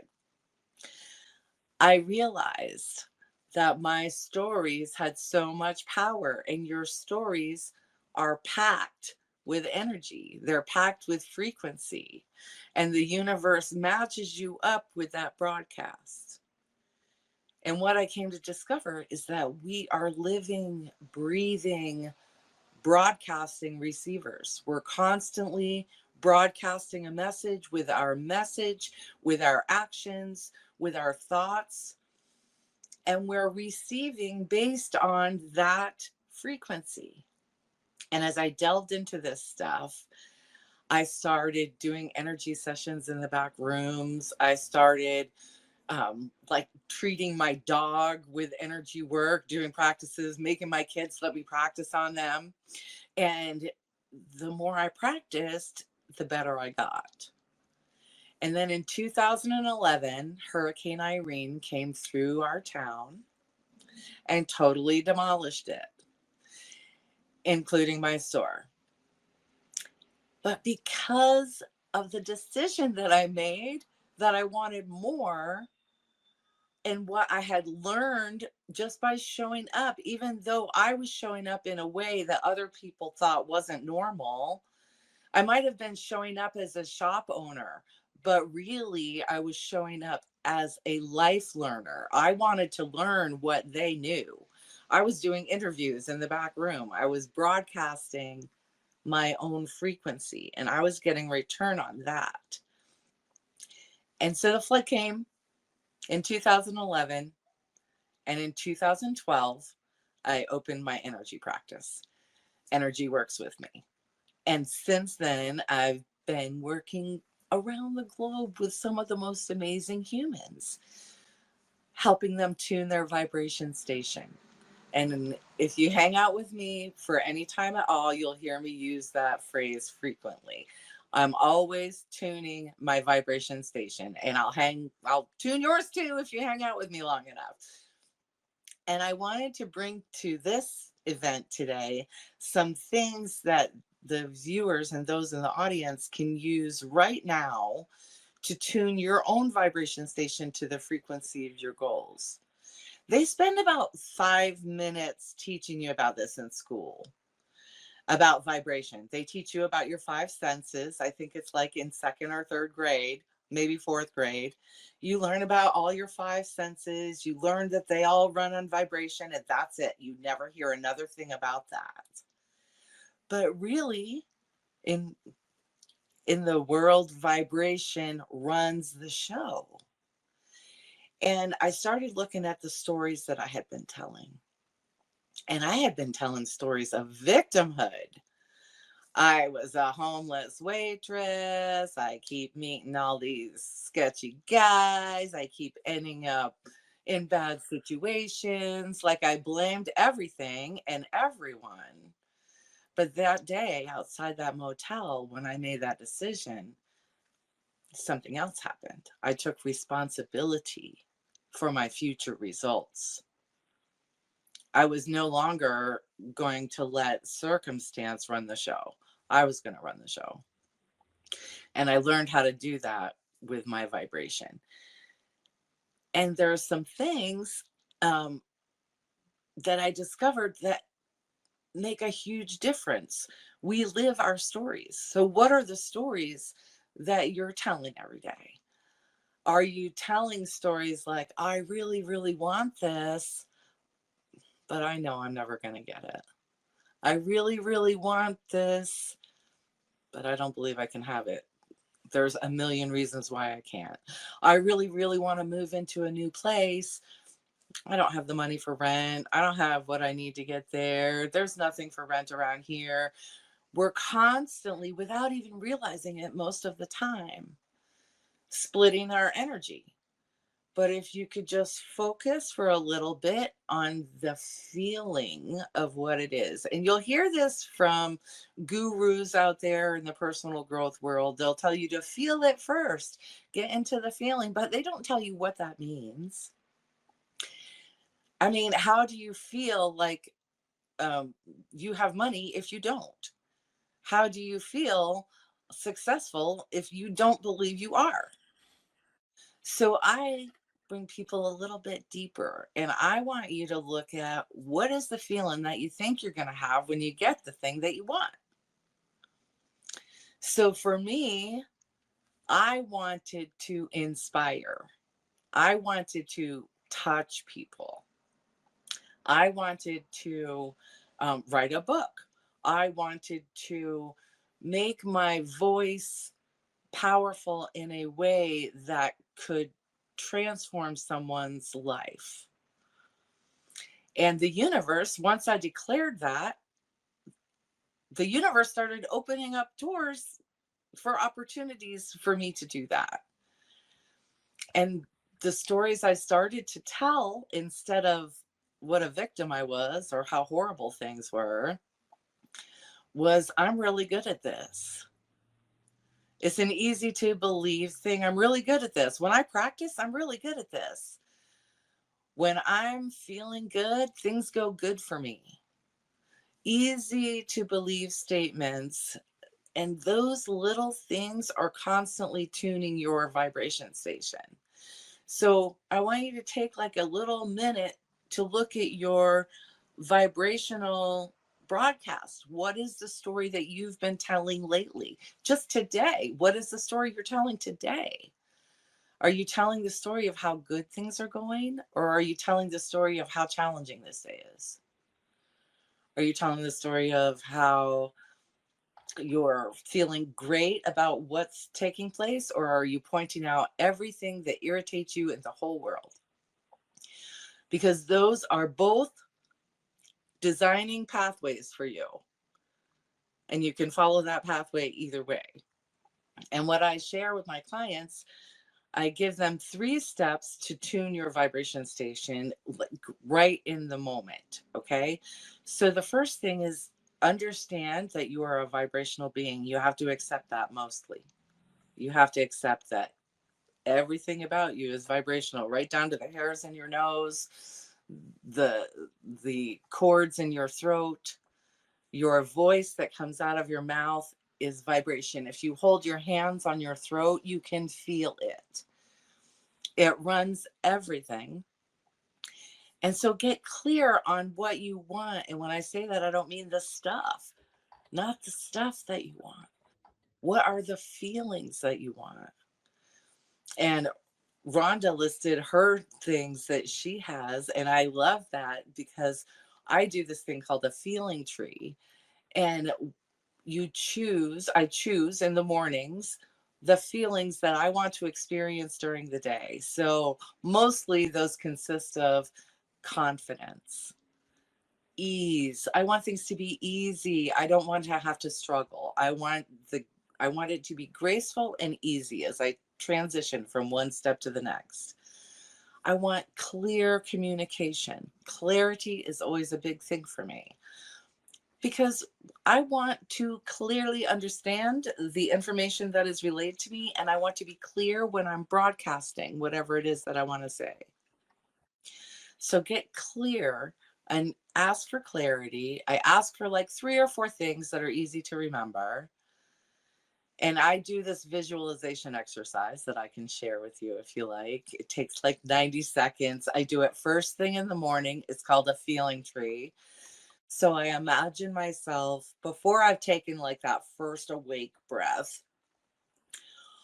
I imagine myself like there's a big portal. And the great thing is you can do this regardless of who's in bed with you, if you got your pets around, if your kids are in the next room. It doesn't matter because this is a thing between you and you. And so I imagine this beautiful portal before me in my imagination. And as I walk through the portal, it feels extremely safe and beautiful and magical. And it takes me down this enchanted looking path, and everything is lit up and I can see the energy glistening all over. And as I walk this path, I have this little basket with me, and there's this huge tree before me, and it's majestic and beautiful. And it's got all different kinds of fruits hanging on it. And each fruit represents a feeling that I want to meet up with during this day. And so there I'll pick my clarity, or I'll pick my joy. And I like evidence of stuff, so I will always pick something that I can recognize easily when it shows up, like a belly laugh or something like that. And I put it in the basket. And then when I have 4 or 5 things, I imagine just putting my arms around the basket, and I'm pulling it closer and closer and closer, and the basket is disappearing. And then my hands are just on my chest.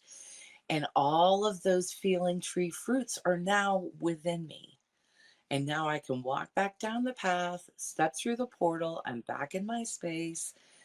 And I have all of those feelings. And my job now is to trust my divine team of non-physical rock stars who are always on the scene to rendezvous me with those moments. And they always do.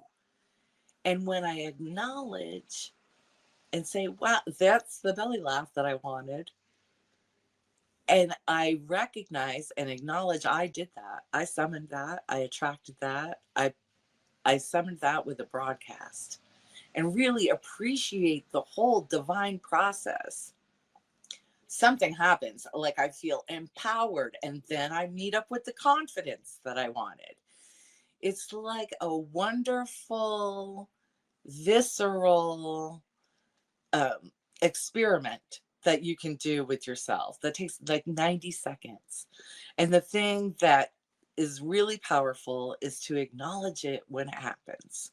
So get clear on the things that you want to feel and give this little thing a test for yourself. Try it for a week, try it for 10 days. If you try it for 30 days, you'll probably never stop. I have not stopped. I've been doing it for like 10 years.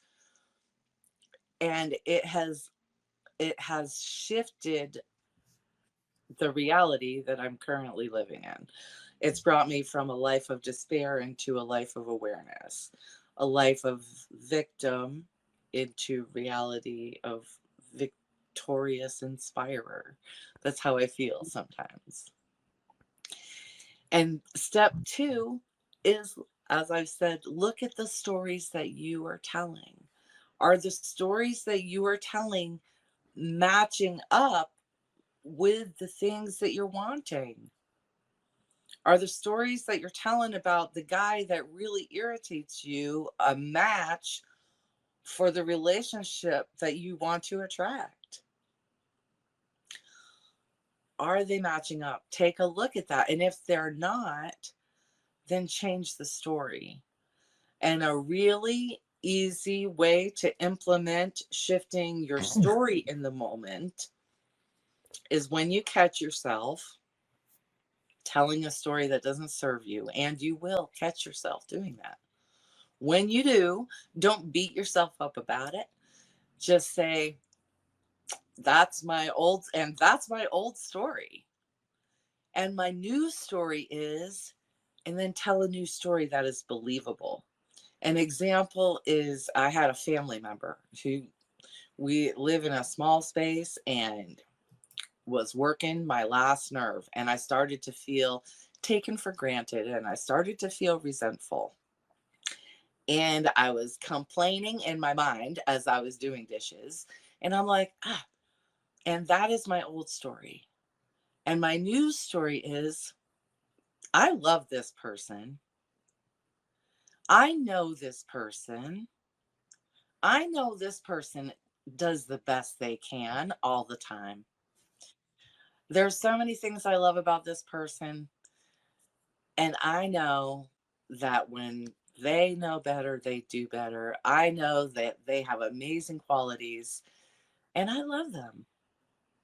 And that was the new story. Within 24 hours, the next time I rendezvoused with that family member, they were like, hey, I wanted to give you $75 to help out with all the stuff that's been going on. I really appreciate what you've been doing to help me out. Thank you so much. It was a match to my new story.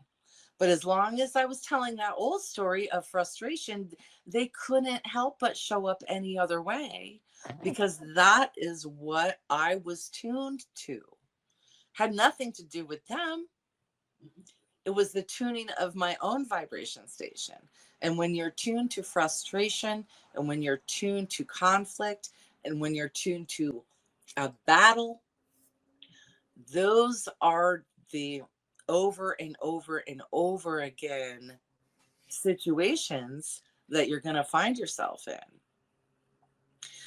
in. Same shit, different day. Does that relate to anybody? It's the stories that you tell. It's the same shit, different day, because you're telling the same stories today that you were yesterday. And then step 3 is you have to believe that this is possible for you. You have to believe in yourself that there is the possibility that things can go good for you. You have to believe in your ability to broadcast on purpose. I call it feeling on purpose. And when you feel on purpose,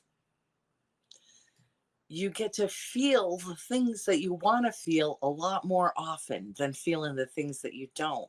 And that doesn't mean that bad things aren't going to happen. It means that when those things do happen, you have the resources available within yourself to shift that so you don't have to stay there very long.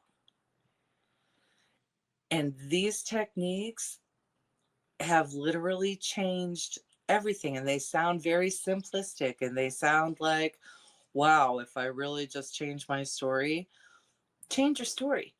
But believe the story that you're changing it to. So start with something that's very easy to believe. Don't say, I'm so broke. Oh, that's my old story. My new story is I have $1 million. Because you're not going to believe that. You're going to think you're a liar.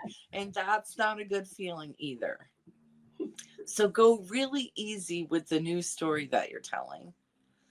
And activate your own personal power, because you have the ability to do so much more than you can even imagine. You have the ability to grasp into the invisible, reach into that invisibleness, and grasp onto something that is truly incredible. And that is your own personal power. You don't have to be powerless. You don't have to be a victim. And you don't have to reside in that shame, blame, horrible feeling reality, because you have the ability to tune your own vibration station. You have the ability to tune your frequency to things that you actually want to experience. And there's a Q&A on this, right? So if anybody has questions, please bring it to the Q&A. And any nuggets that you have felt, please just do #nugget in the chat and let us know. And I will come back to each and every one of you that I see and respond. Oh, I'm loving this, Stephanie. I think about this, about how your body can feel it. And because you can go, that's bullshit. If you're saying, oh yeah, my life is perfect. And you just start saying these things, but your mind is like, that's not true. But I love how you had those 3 steps, and this, how you get into it and what you're feeling and the reality and and asking yourself, connecting with that. What do you really want? And do I want the same, what is it? Different day, same bullshit, something like that. That made me laugh, because I haven't heard that phrase in so long, but it's so freaking true. Right? It's You really affected me today, and thinking about that, because we get in our bullshit, we get to motivate each other. It's incredible. And believe that this is possible for you. Mhm. I didn't believe, when I was in that mindset of the homeless waitress victim woman, I didn't believe that things could be different for me. I thought that this was the hand that life dealt me, and I just had to do the best I could. But I'm somebody who's gone from food stamps and Section 8 housing, being homeless, to somebody who owns my own business, who is self-sustaining. And who now has the ability to make an impact, not only with my voice, but with the way that I'm able to help my clients tune their own vibration station and help them activate their own personal power, because this is a learnable skill. It's not something only certain people are privy to. Yeah, right, Everybody can do this, right. but you have to just I find myself living in this in truth every day. There's a lot of mental abuse I think we do to ourselves until we discover that there is just this purpose in our life. And if we allow ourselves to keep doing that and not take those 3 steps, not really what you're talking about, that it stops you. And so I love the work that you're doing, because you're helping people get to the point of, here, wait, I can have a better life. And I love your life story about your kids and recognizing you did not make enough money to be able to, take care of what you thought the most important thing you need to take care of, and you found that pivot point. But that was the juice, huh, Stephanie? Like, that was where you just kind of let this whole thing that money trumps everything, and learning more about like what that meant for you too. Like, I don't have much money, I'm going to open up a store, and how you discovered how that opened you up, instead of saying you can't do this, you can't do that. So I can see those 3 steps of how you've been going through the journey, how powerful that is.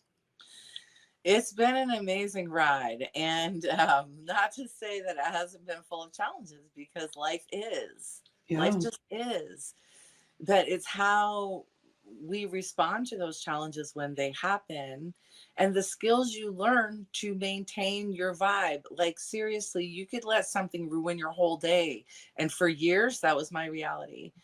Like, something, don't talk to me before I've had coffee. That was my old thing. Don't talk to me before I had coffee. I'm in a terrible mood. That was another thing. And then that's okay. That's I'm in a that's bad okay. mood. You deal with So me. then I would be in a bad mood, and I would That give was myself okay. an excuse to be that. And it feels so much better to be in a good mood. It feels so much better to allow myself to just be, instead of declaring and preparing for a bad mood. But I we know. do that as humans all day long. And you're so powerful. If you only knew how powerful you really are, Yeah. you wouldn't have another fear in your life. It's Oh gosh. Quote, it's been said before, but I mean, in that context, you will never have a fear in your life. That's perfect, Stephanie.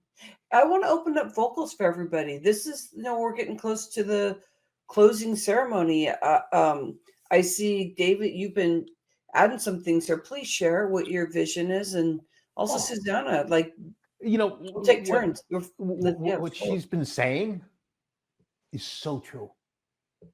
I mean, here's a scientific fact. Everything is energy, including us. The same power that powers the universe goes through you. Every thought in your brain is an impulse of electricity. Electricity is energy in its purest form.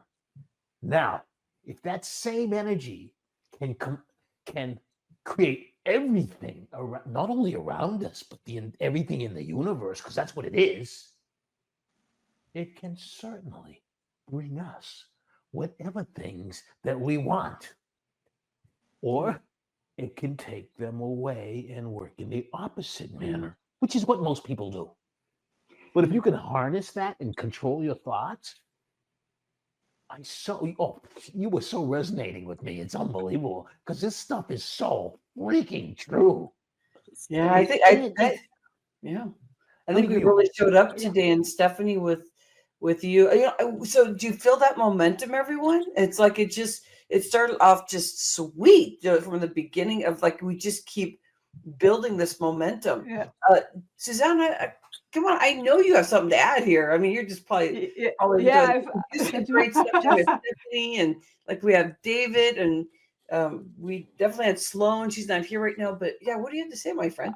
Yeah, I definitely have a couple of things because your story really resonates with me. I love this story, and actually, I'm a geek for finding small, easy, not time-consuming techniques that can help you a lot with a lot of things, and that's actually what I'm sharing in my life hacks video list. But one thing that I've noticed is when you try to change a story, and that's what Stephanie, what you also addressed, is that sometimes you have difficulty believing the other thing.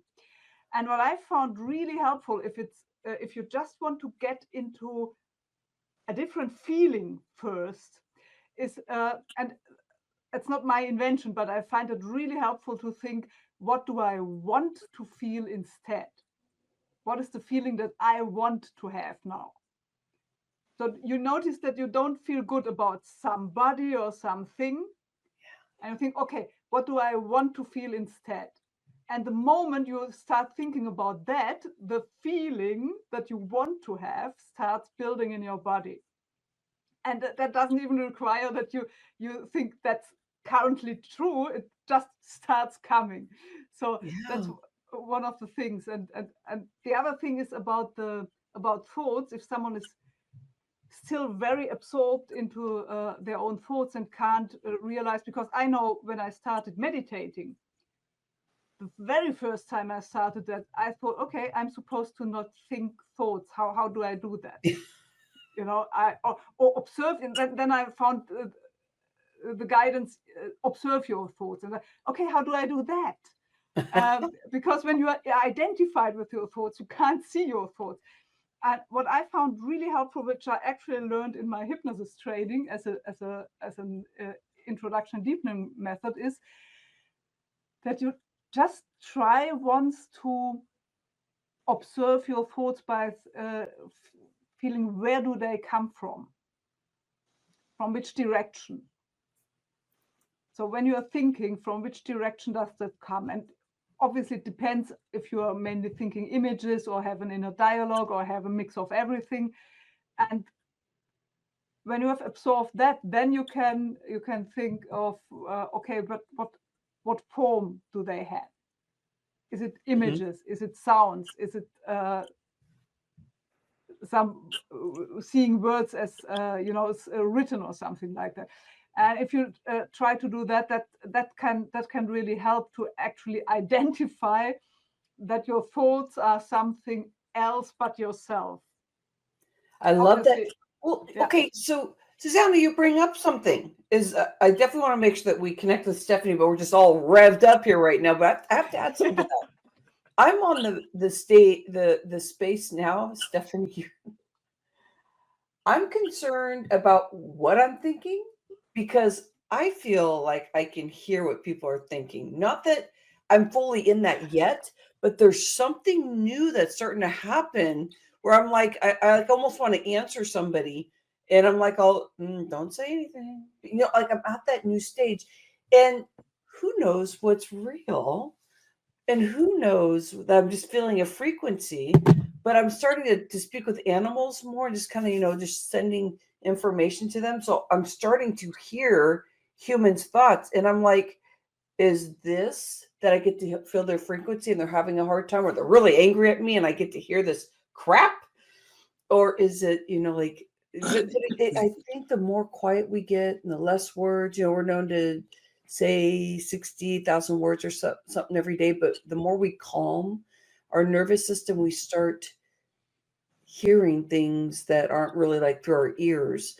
So Stephanie, I believe you go into this very deep, because what you're pulling here, this is actually your energy, right? That's, being moved around, and of course, cumulative from the whole morning. But you see what you've opened up? Like, that's why you wanted to be at the tail end, because everybody's like, yeah, I said this and that tethers with this. And like, everybody has served a big purpose here today. Beautifully. So tell us, Stephanie, how are we going to connect with you? I have your capture here of some locations with LinkedIn and, work with me, Stephanie, it says energy works. Energy works with me. And that is the magic mantra that I tell everyone. Because if you remember, my energy works with me. It doesn't care what it is you're creating with your stories. It will work with the story that you're telling. So my energy works with me. What am I broadcasting? My energy works with me. What am I creating? My energy works with me. What am I receiving? My energy works with me. It's a magic mantra. And I named my company that because I want people to remember that their energy works with them. Always. It's always working with you. It's never working against you. It is supporting whatever your broadcast is, whether it's victim broadcast, whether it's confidence broadcast, whether it's fear or frustration or joy or ease. It doesn't care. It will work with whatever you're offering and bring more of it. Can I Wow. add something to that? Yes, Go yes. for it, David. Think about what you want. If you think about what you don't want or the bad stuff, the universe, the energy will bring that to you. If you simply think about what you want, I mean, this is really making it simple. Just focus on what you want, the universe will bring it to you. And if you start to drift and your mind wanders and it goes to the things that you don't want, you stop when you catch yourself and you refocus and you think. Here's a cool thing about YouTube. Everything is on YouTube. And whatever you dream about, there are videos of it on YouTube. Sometimes when I have a day that's just, I stop. I put on YouTube and I put on certain videos of the things that I want. And I focus on it. Yeah. It brings it back. And it's just a tool. Yeah. They help you think about what you want. Because like Thank you just said, David. the universe doesn't care. Yeah. No, I feel that. Wow. This is wonderful. So catching up with Stephanie Kathan, energyworkswithme.com/. Wow, this is beautiful. You can also find me on YouTube, the Mind Grow Radio Storyteller Series podcast. You can find it under Mind Grow Radio on YouTube, and that will give you access to some of those amazing conversations that I had that led me on this journey of understanding and tuning my own vibration station. There's some great interviews on there. It's all free. Go check it out. And stay tuned for Rhonda, who's going to be coming up on my show in the near future. I love this. Stephanie, you are fantastic. Thank you. Oh, I love it. Ta-da!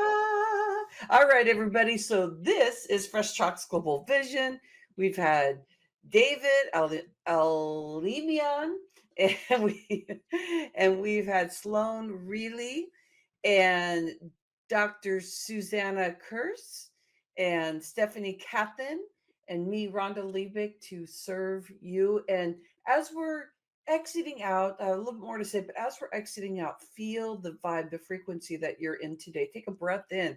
Where were you before you came into this window to where you are now? Remember that we are here as a collective, and you notice how with the show that when you start feeling what you want to feel, like that feeling, I'm tired of the chaos going on in my head, or I start laughing at myself, like, are you seriously telling that same story again? So, of course, we listen to 60,000 words in our head. If you are, I think the general population, this is kind of a science thing they've been talking about, 80% of that is known to be negative. Now, I believe you watching the show and us, being part of the show, that's not our stat, but the brain is in fight or flight. 90% of all that is just a cycle in the brain, because the brain is about, like, how can I keep you in the same space? This is what we know. Stay with what we know. So we've been talking a lot about the heart coherence. And Stephanie talking about just the 3 steps in getting into what you truly want. And Susanna talking about, the experience of being able to see black and white, very much extreme into I'm studying and I'm doing research and this is what it is. And then she's like, okay, but how do we get connected from there? So she was on board with you about like, yeah, I see things black and white, or I used to. How do I bridge that gap? And so you definitely want to catch up with her. If you have a company where you are feeling like you keep hiring people and it doesn't feel like it's the right fit, I think with David's work is that you start having different conversations and interviews, even when you're starting to think, hey, I want this person around for a while. That's the first step for everybody. We all know that when you want to hire somebody. But it's the experience of I'm bringing you on almost like a family. We're going to be working with this whole money thing and this kind of bonus thing that happens if you stay on, at a certain amount of time, and how this new person coming in, that they get this special journey of knowing that if I work in the way that they like respect the company, then I get to be with them for 5 years or 10 years, whatever the experience is in the conversation. So there's so much good information here. I enjoyed Sloane a lot. She was speaking to the vocals and her experience and being shut down and the stuff she went through as a child, and learning how she was actually giving herself a healthy vibration to be able to manage with the energy work that she was doing. Anybody else out there that you've been doing certain things you didn't realize that that was helping your spirit, helping your nervous system so that you're calm, you can start speaking more about what you care about, because the more calm that your body becomes, the being space. When your nervous system deep inside you, if you close your eyes, you may be able to catch it, but this is a very good practice to get into. Inside, your nervous system is consistently trying to reset itself. You may be so used to it shaking because it's trying to reset. It will not stop until it resets. So if you decide you're going to keep working hard because that's what you're supposed to do, that's what you were raised with, and that you feel sick, maybe you're on prescription drugs. And you're saying, I'm tired of that. Or your mind is at you, I'm tired of that. Your nervous system won't stop. Wake up in the middle of the night scared because everything's at you. Your nervous system doesn't stop. To stop that, feel that. It's a let go. It's about not being in fear. Not being in fear is one of the hardest things to say. Have you ever had anybody say, I stop being afraid, or just forgive? And you're like, okay, I'm in a good mood so I can hear that, but what are the steps? What do you mean? And those words just come at people. But we have been talking about strategies, motivation. Since I believe that I'm here for vocals, I'm not a singing coach. I'm learning to open up my voice, and I notice I'm getting a better singing voice as I'm practicing being down deep in my first chakra, like really speaking in a way that I feel bold. And I know that if I get to be here till I'm 90, that bold is going to keep growing and growing, because there is no ta-da moment. I believe that. So every time you come into this show and you get to see wonderful people like what we had today, know that I got your back as your host, as the person that produces this, as somebody who's been doing this for 8 years consistently, that's been physically out traveling, even with speakers, that I got your back. I want to be here for you. And everybody on this show today were hashtag speaker locking arms. Anybody that you've seen on this show, anybody out there that motivates you, lock arms with them. Let's bring up the frequency in this world. My humanity project is going to be in San Francisco in 5 years. There's going to be a stage there. This is what we're creating here. There's going to be, what do we need in this world to help humanity? Those people that are reaching for it, the people that are seeking through spirit, mindset transformation, entertainment, the coherence of that, so that we can be in groups first, to be talking and speaking about, hey, this is how I feel. I have a learning curve on this. And I'll have some dynamic speakers that I'm creating right now.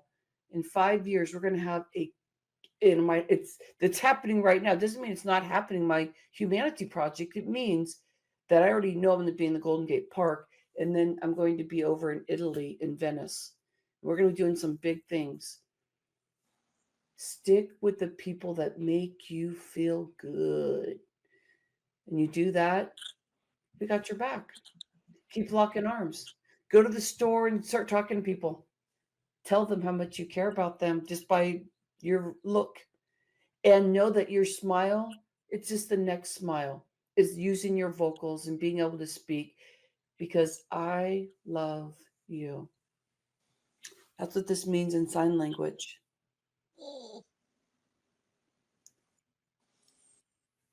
I appreciate you. You have an incredible day. We'll be reaching out to you again, because we love, after this post-glow show, that we're going to be speaking about what we talked about here. We'll bring you back to this, keep bringing you back to this, because this is what we do when we are speaker locking arms. Mwah. Appreciate you. Thank you. Thank you, David. Thank you, Stephanie. Thank you, Susanne. Love you. Namaste. Amen.